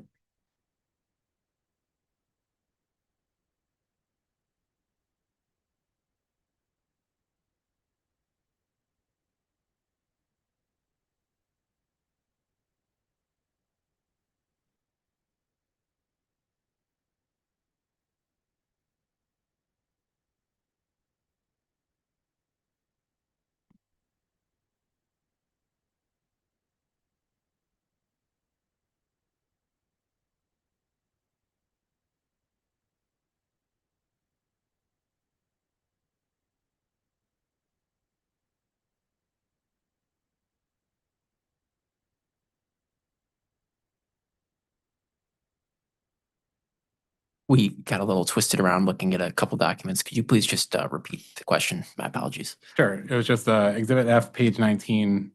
I was just asking if the base ROE on cell D14 is the 9.1 plus 25 basis points, and if that's the base ROE that's being applied to this project. Correct. You've characterized that correctly. Okay. And I had some questions about the next page, Exhibit F, page 20. And I'll also say I'm perfectly happy to ask late files about this if it's not. We'll try our best. And Okay. I just had some questions. I was trying to follow the math on this Exhibit F, page 20, starting at line 13, which is Excel row 22. Actually, looking at line 15, Excel row 24. I see that. Okay. So my understanding is that that's, I guess I'll back up a little first and say there's exhibit F, page 20, 21, 22, and 23, which I think, as I understand it, are all making similar calculations for multiple different projects. Is that correct? That's my understanding. I understand there are 4 distinct facilities wrapped up in this RDR concept, and it appears there's 1 page for each one of those facilities. Okay. So I'm asking about the New Haven fuel cell on page 20, but my questions kind of pertain to all of them because I'm just trying to figure out how the exhibits work. So that on line Excel row 24, labeled line 15, I understand that's just taking the equity proportion of rate base associated with this project, right? That's certainly what it appears, correct? Okay. And then that's multiplying it by a 25 basis point multiplying it by 25 basis points to derive that $117,000. Correct. Okay. And that probably obvious to everyone, but that's the idea there is it's capturing the 25 basis point adder that we talked about on the previous tab. And specifically, it appears that this is translating that into a dollar value as opposed to a percentage. Yep. And then it's multiplying that by 1.37 to gross it up for tax effects. Correct. And then, so I was on board all the way up until I'm just confused by divided by the total cumulative offsetting credits and what that percentage there, the 0.27% represents. Do you know, can you explain what that's doing?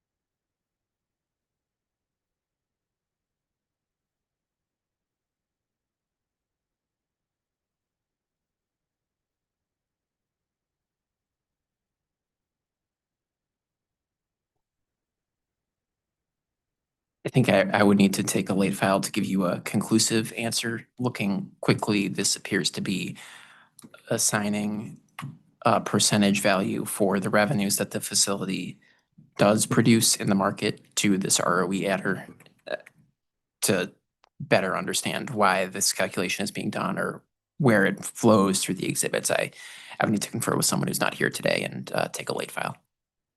Okay. Attorney Wheel, that would be late file exhibit number 3. If you could summarize for me the prompt. Sure. It would be explain the calculation of market revenue percentage. I guess in exhibit F, pages 20 through 23.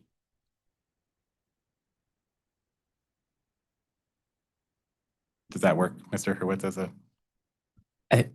Would it be fair to, not that you have to use this as the late file description, you're just seeking to understand what this percentage is and why we're presenting it? Yes. And I ultimately, I mean, and maybe this is something you could answer today, but I ultimately just wanted to understand how that percentage rolls into the bottom lines here, like where it says total market revenues, New Haven fuel cell, 1.446 million, and then there's a bottom line of 3.9. Would it make sense to just also address that in the late file? I think I understand. Okay. And yes. But I think the prompt covers that as well, correct? I agree. Okay. Thank you. Yeah. And does the company, are these items, I was just curious also kind of generally, it seems like the only return on equity that's being accounted for here is just the adder. Are these items that are in rate base? Like, does the company recover its actual base return on equity somewhere else? To show you exactly where in the exhibits this happens, I would need to add to that late file, but my understanding is that it is not what you just said, but rather that the return on and of these assets occurs through the MBFMCC. Okay. And I'm being told by some folks that my understanding is consistent with theirs. Okay. Would it be possible to just also explain that in the same late file, just because I was just having trouble tracking. Like, I understand conceptually how the return component of plant works and how to isolate the equity component, but I was just like losing I was losing track of trying to isolate the entire equity component of these projects, inclusive of the adder and the kind of underlying return. Does that make sense? And so just to, I think it does. And just to say back to you what I'm processing for this second question, it's where in the exhibits is the remainder of the RDR revenue requirement reflected? And that includes the return on and of the facilities. Yes. Yep. Thank you. I understand. I don't have that at my fingertips, but I understand. Thanks. And if it's, I was going to ask some questions about this, but if it's helpful, maybe as a reference, maybe for the same late file, OCC 7 supplemental attachment 1, I think shows the total equity return in this entire category. So maybe if the explanation could kind of show like how, walk through like how we get from these exhibits to that total, if that makes sense. I think I understand conceptually, just to make sure I'm like picturing something that is going to be helpful to you. Are you trying to figure out, for example, how the 2024 rate base amount shown here is split amongst the 4 facilities, or? Yeah, so maybe. I think there's a big long summary page of the MBFMCC with like hundreds of lines, and I think 4 of them are going to relate to this, or? Yeah, maybe this is better for a second late file, because I have maybe a specific way to frame the question, if that works, Chairman. Sure. So we will be at late file exhibit 4. Okay. And maybe the prompt for that one could be reference OCC 7 supplemental attachment 1.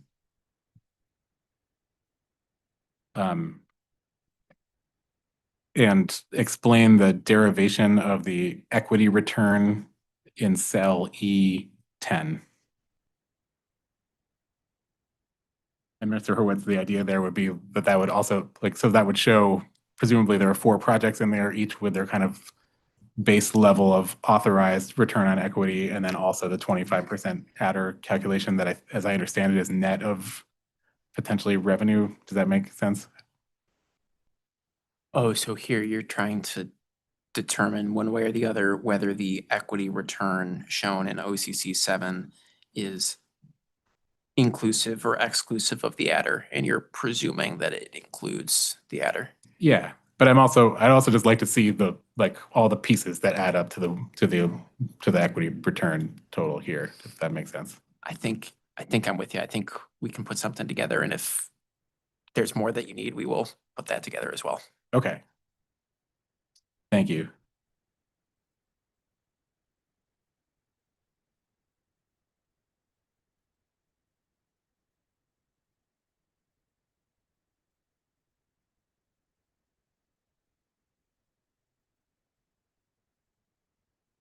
I'm just skipping through the questions that we saved a bunch of questions with that late file, so skipping through them. And let me just poll the audience very briefly if I have anything further to offer for you. One moment.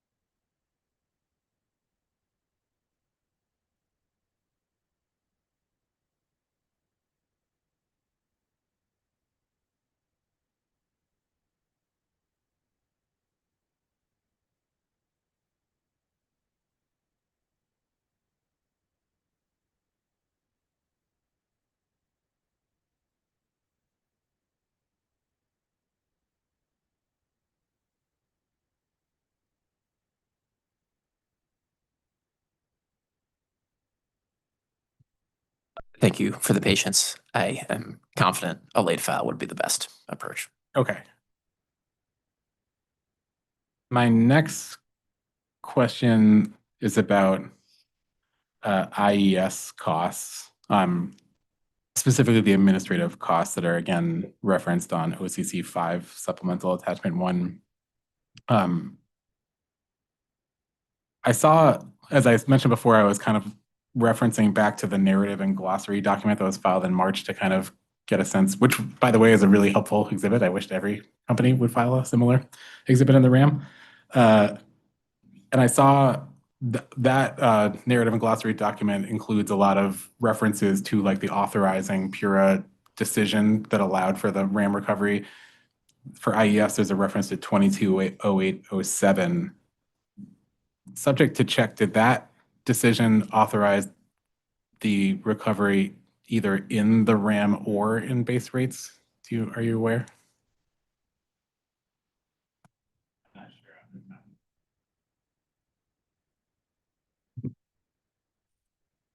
I'm not sure off the top of my head. I'd have to revisit that. Okay. I mean, that's fine.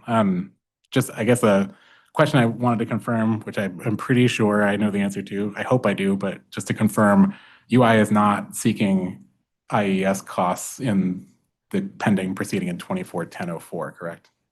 No. Just this RAM hearing. Okay. Thank you. That was my only question I think about IES. For non-wires alternatives, non-wire solutions, but non-wires alternatives as labeled on OCC 5 supplemental attachment 1. I also looking at the narrative and glossary document, there was a discussion there about distinguishing between non-wires vendor fees hired directly for UI versus regulator consultants. I just wanted to confirm, is this cost in OCC 5 attachment, supplemental attachment 1, just the former, the vendor fees for UI, or are those fees in here at all, or is this only internal labor? Can you just can you refer to which line on the supplemental OCC 5? Yes. 1 second. 141.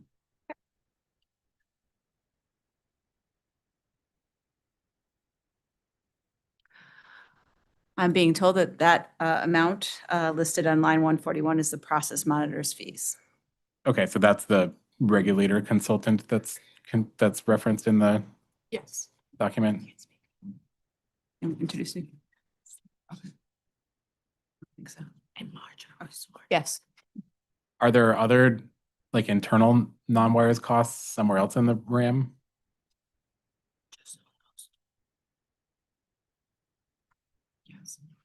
For 2024, there's just those line items that are listed there.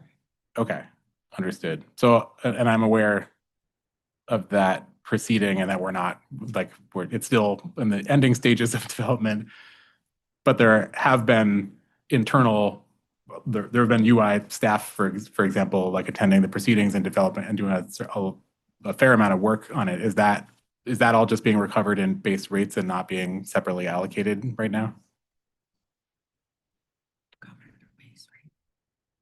Correct. The labor that's working on that docket is labor that's recovered in base rates. Okay.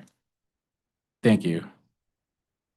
Moving on to OCC 6, which is pertains to IT costs.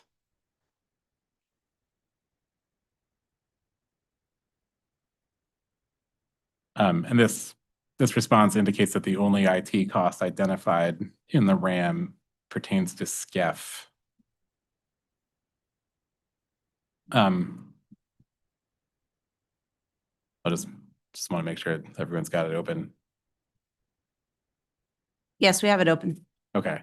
So these, as I understand it from the narrative response, says that they're for system maintenance expensive related to SCEF. So are these expenses not capital IT costs?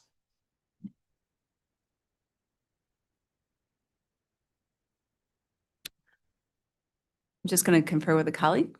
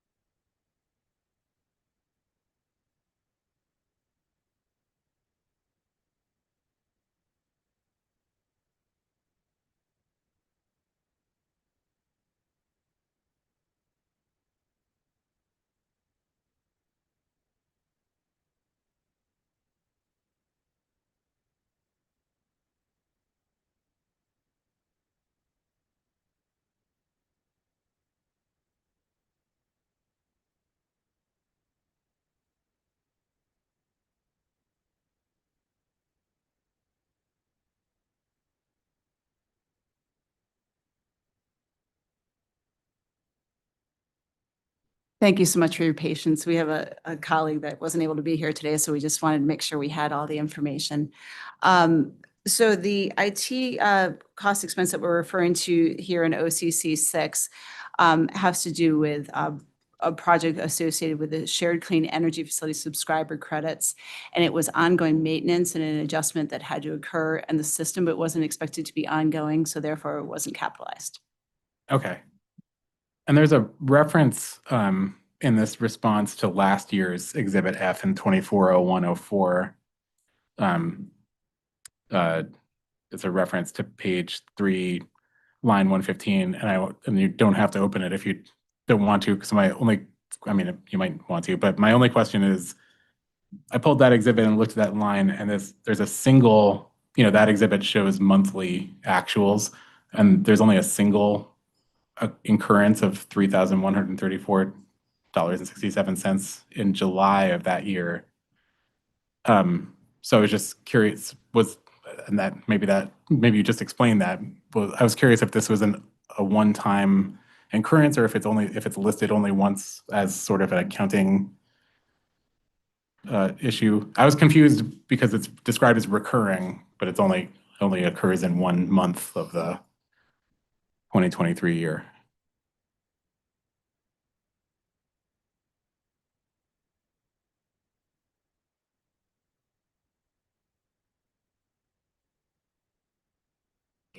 Okay. Thanks. Okay. Thank you. Mr. Real, just so I can be clear on the question, did I say recurring, or did we say recurring in the response? You didn't say it in the response. I thought what you just said was that it was a maybe I misheard you. Okay, that's why I wanted to ask. Thank you for the clarification. I believe I said it was non-recurring, which was why it wasn't, it was this one-time cost. And so I've just been informed, again, we have customer letters that go out for when we enroll the subscribers under subscriber credit, and it was an adjustment, it was a fix to the letters, and so it was a one-time expense. Okay. Thank you. And then I saw in this year's Exhibit F, also on page 3, on line 131, that the same line item exists and shows an actual incurrence in November of 2024, this time for only $1,300. Did that happen for the same reason? I don't know. 1 second. Line.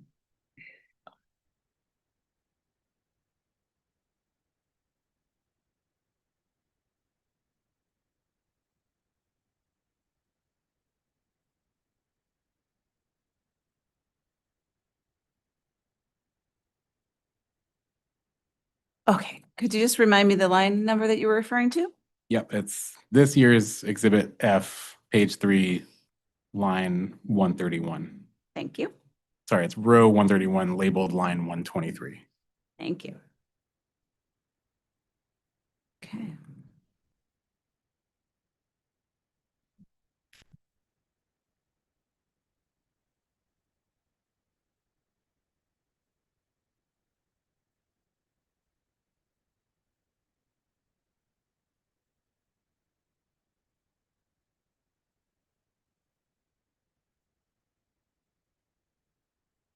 So again, I think we're being told, or I'm being told, excuse me, that, it's ongoing maintenance associated with some of the little bugs that sometimes occur with the systems, the rollout of the SCEF subscriber credits and the enrollment of those customers really just started in 2024 and 25. And so I think that it's more associated with a bug. Perhaps it was a enrollment letter. I don't have a specific letter, but I think it's probably more to reflective of these are low costs associated with just kind of ongoing maintenance. Like if you think about maintenance you have at your house or something, you don't know if it's going to be the air conditioner or the refrigerator or the plumbing this year, but there are some fixes that do occur when you're trying to launch these new systems.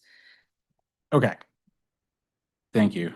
I can move on. I have a reputation in my office for asking too many questions about costs like under $1,000, so. No, and we appreciate the questions. I just wanted to make sure we had the answer. And again, it also could be, labor associated with testing new functionality. When there's a bug in any sort of system, because this addresses and it's in our billing system, we're very careful and take a long time to test the systems and make sure that the functionality is fully working and hasn't broken something else. And so we're working through that. Okay, thank you. Moving on to OCC 7 supplemental, which is asking about capital costs. And this response references again the Renewable Connections Program. So I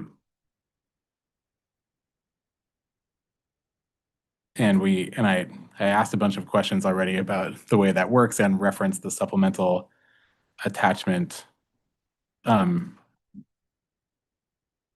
I just had a general question, a couple of them. In 2024, was the total revenue requirement for that general program $10.335 million?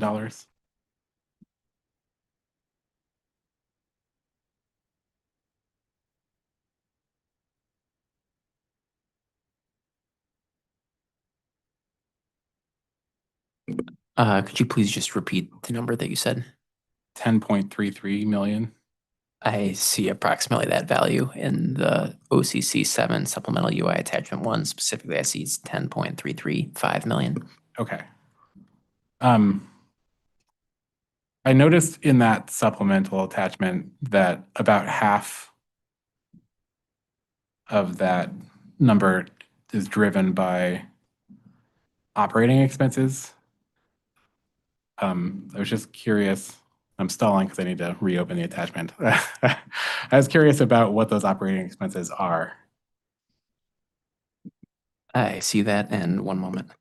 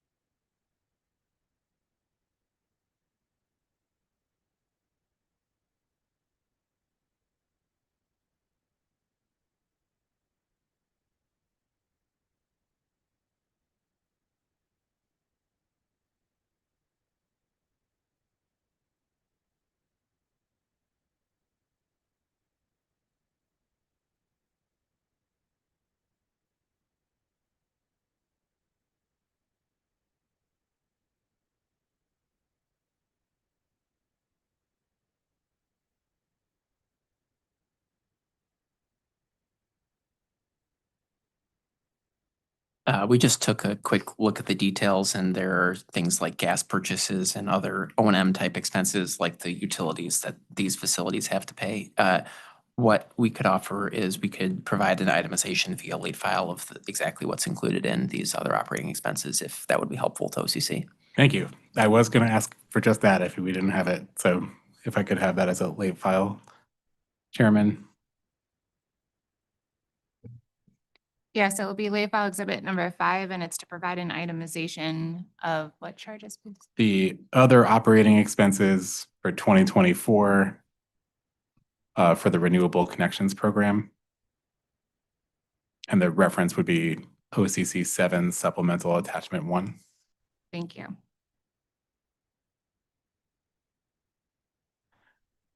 The narrative response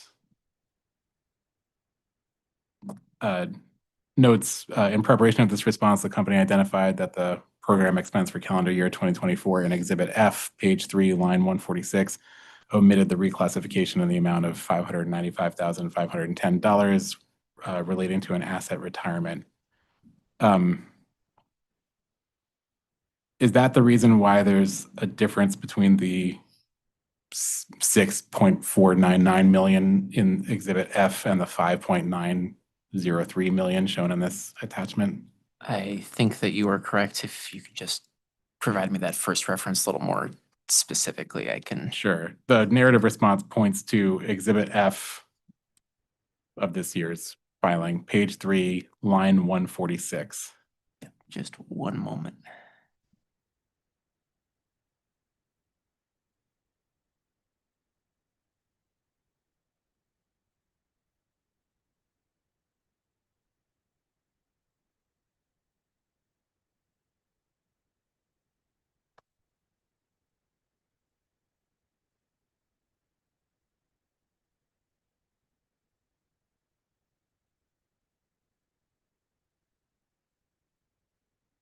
Correct. That is the exact reason. Okay. So there's acknowledging there, like, that this would get kind of filtered through the reconciliation, I guess. There's a revenue impact there, right? Like of that change. There is. But that's already that higher 2024 actual cost is accounted for already in the May 1st adjustment. That's already in rates. 1 second.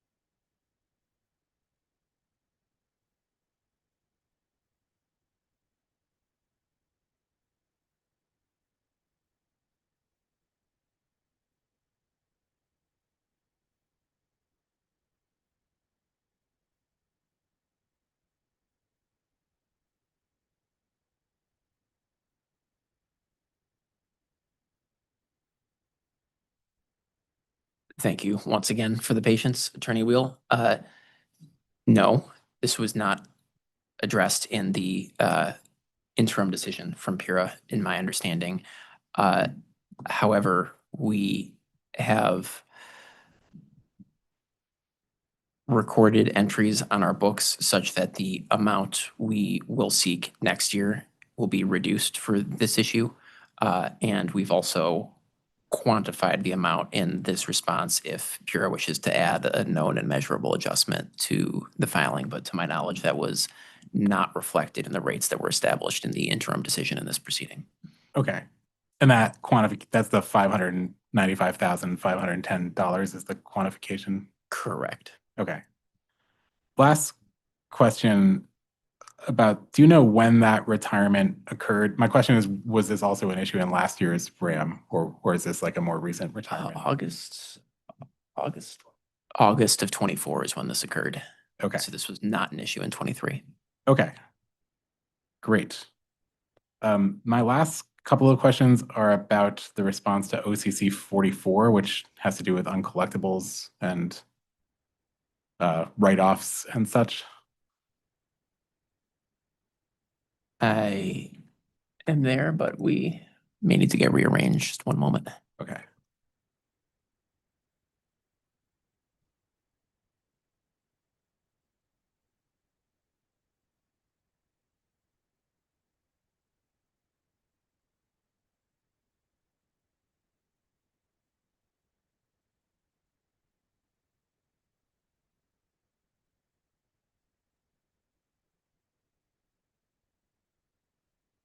All set, Tom. Oh, thanks. So this, we had this question that was trying to compare the compliance filing and the affordability dockets, which we acknowledge is a different thing than the uncollectibles that are reported in the RAM.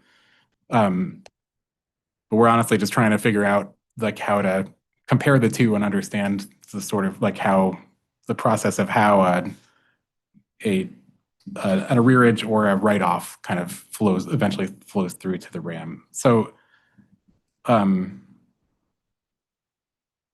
understood the response indicated that the compliance filings and the affordability dockets reflect receivables greater than 120 days, whereas the uncollectibles in Exhibit F are only showing finalized write-offs. Is that correct? Yeah, yes, that's correct. Okay, so for the, like I'm looking at the docket 250501 April filing, the order number 54. So the category where it says dollar amounts of residential accounts written off by category, the definition of written off that's being used there is for any account that's 120 days or more old. Yeah. Okay. And for an Exhibit F, one second, I have to catch up on myself here. There are two the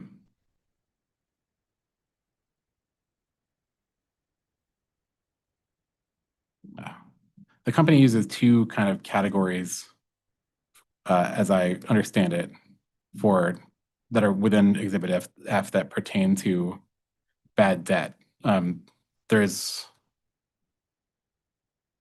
one second.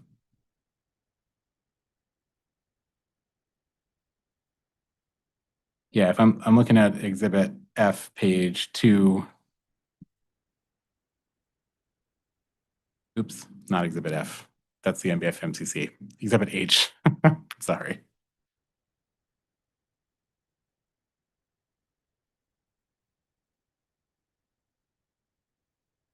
Got it. Okay. So there's uncollectible billings for low-income customers and then active charge-offs, correct? Yes. And the distinction, are active charge-offs the final accounts? Or those are the opposite? The uncollectibles are final accounts and active charge-offs are the open accounts that have aged to the point where they're written off? Now, bear with me one second on that. Sure.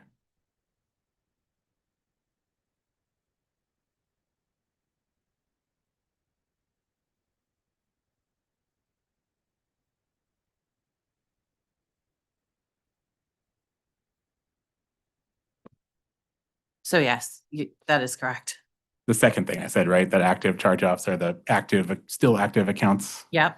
Okay, and uncollectible billings are final accounts. That's correct. So would the data in the affordability docket does it not capture any final accounts at all? I mean, I guess the question is, if an account is final and still has an outstanding balance, that would could still be 120 days or more old. So does that kind of flow into that report as well as active accounts?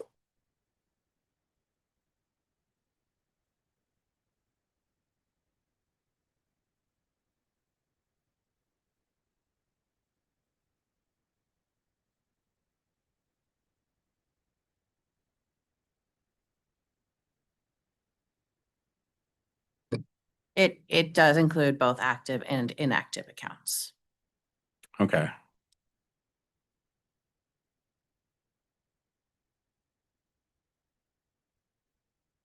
So there is still then like a distinction, I mean, a notable difference in the dollar value of, like, if I went into the affordability filing and selected all the the 3 hardship designated categories in there and add up all of the write-offs in 2024, there's still a noticeable difference between that total and then the combination of the uncollectible and active charge-offs in the RAM.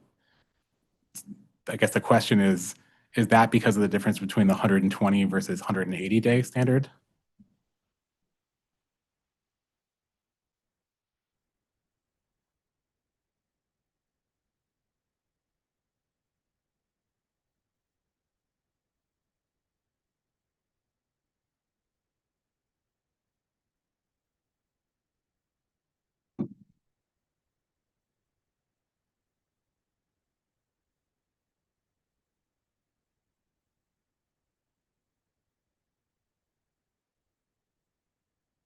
So, apologies, I'm gonna try to reiterate this the best that I can, but what's shown in, order 54, yes, both active and inactive at 120 days, but what's shown in Exhibit H, page 3 is, or excuse me, page 3 is only closed accounts at 180 days, and some of the accounts, that are shown in order 54 won't necessarily be, in Exhibit H because they may pay them, prior to them being closed or being at that 180 days. Okay. I guess so I'm looking at page 2 of Exhibit H, and I'm just adding up the total 2024 uncollectibles and active charge-offs, like those 2 lines. And I'm getting a total of 33.255 million versus the total of 1.43 billion that I was getting from the affordability docket filing. Yes. And my apologies, Attorney Wheel, is there a particular document from that filing? 1.4 billion just seems a little high. Sure. It's again, it's in docket 250501. There's a compliance filing dated. It was filed on this past April.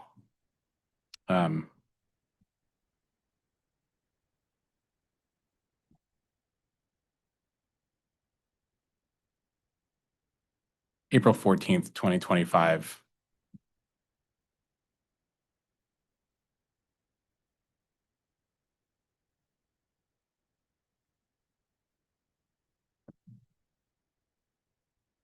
And just so we can get grounded, we have what I think is the document you just referenced. And where was the 1.4 billion coming from? I think let me double check it. But I think what I'm doing is I'm taking on order 54, the order 54 tab, and I'm looking at the write-off category, which is the last write-offs, and I'm summing all, like, every month of 2024 for the first 3 hardship categories.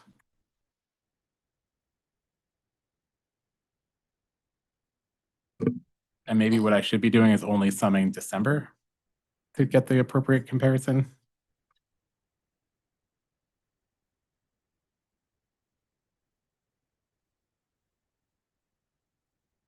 Yeah,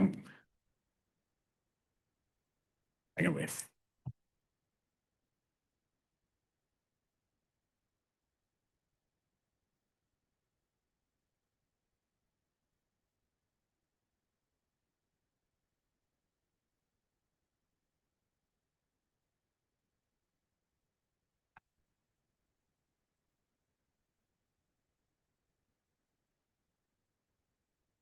I think we see what you're asking. You can sit here and watch us see if we can figure it out in the next minute or 2, or we can take a late file, I think, or. Okay, I think I've figured it out a little bit while I'm sitting here, so maybe I can ask a question for confirmation.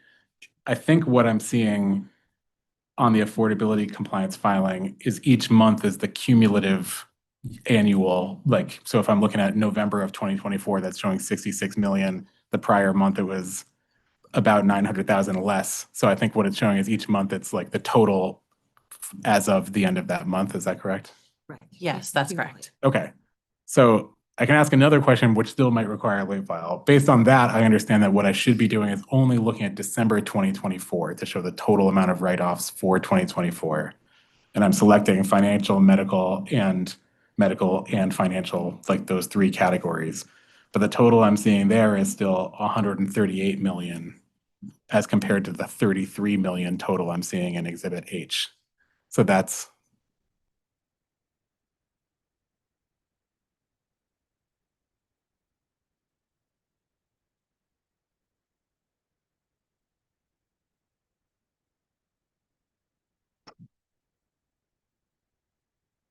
I think a late file would be optimal, and just to make sure I'm following you, it's basically the same question except narrowed to now that we understand what the numbers in these rows represent. Do that exercise, but for the December 2024 values. Yes. So I think the error in my interrogatory was it was only asking about line 9 in Exhibit H, which is only uncollectible billings, but should have been asking about lines 9 and 10, uncollectible billings and active charge-offs.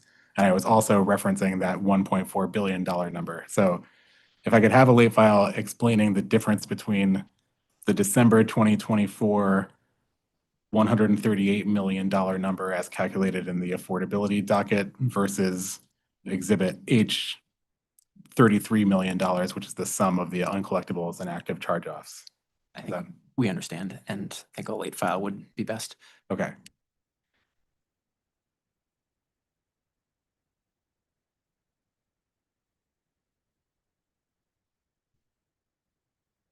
Okay, so I'm gonna mark that late file exhibit 6, explain the difference between the December 24 value calculated in 240501 and the same value as calculated in exhibit H.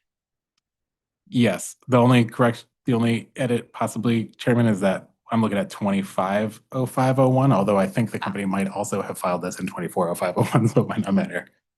Okay, thank you. And that is OCC's last question of the day.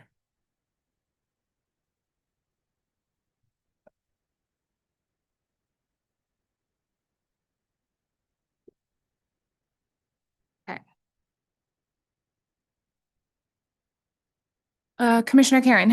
Any questions? Commissioner Conti.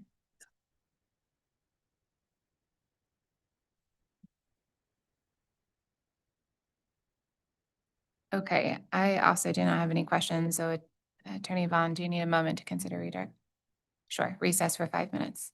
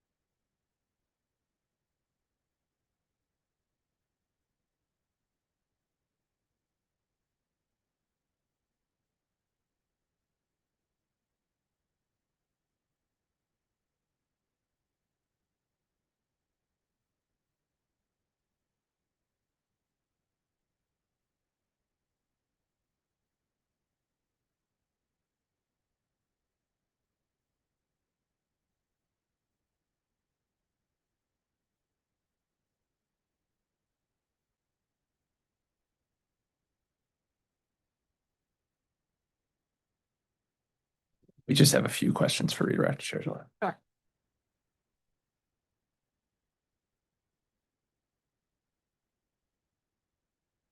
Mr. Hurwitz, I guess I'll wait until we're back. Sorry.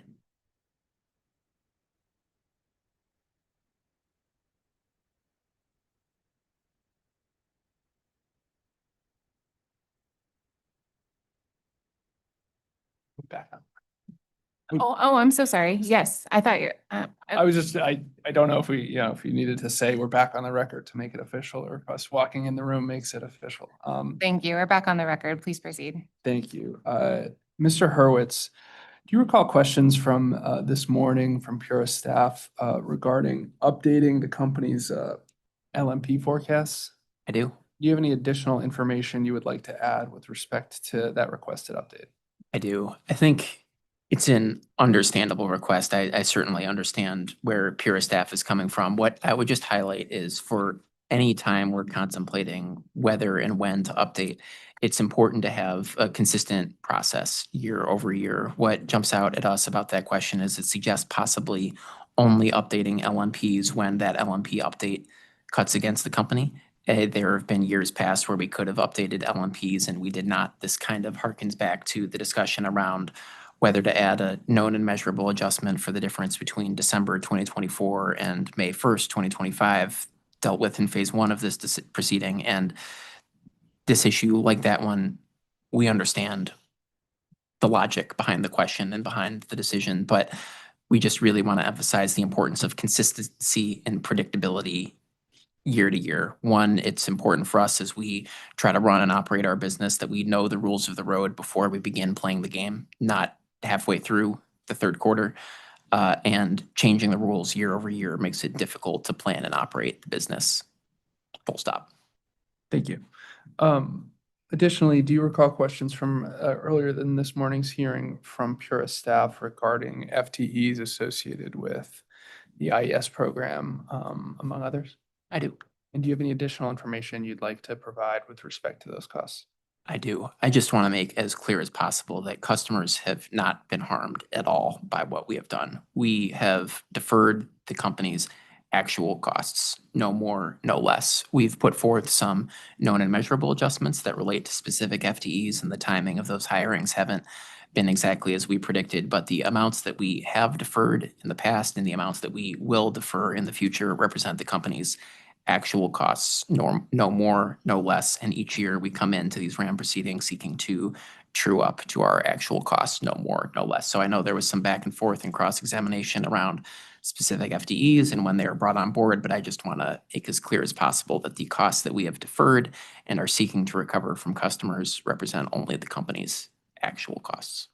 Thank you. And then lastly, earlier this morning, there was cross-examination from the Office of Consumer Counsel regarding the two-tier low-income discount rate and its in-service date. Do you recall that? I do. And do you have any clarifying remarks that you'd like to provide with respect to the answer you gave on the in-service date? I do. I think I muddied the waters as to when that project ultimately went into service. What we wrote in testimony and what is accurate is that the project was technically completed in December of 2024. I made reference to an earlier date because I understand that parts of it were of use to customers before that date. However, I did not mean to change our testimony that the project went into service in December of 2024. So just to be as clear as possible, December 2024 is when that project was technically completed and placed into service. Thank you very much. That's all we have. Thank you. Okay, so for clarity, I'll just recap, Attorney Vaughn. I have 6 late file exhibit requests and then 3 supplements.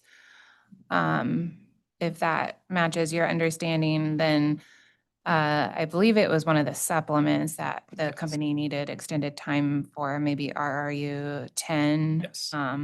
So if we could just ask the company to, I think 10 business days from the 31st is June 13th, which,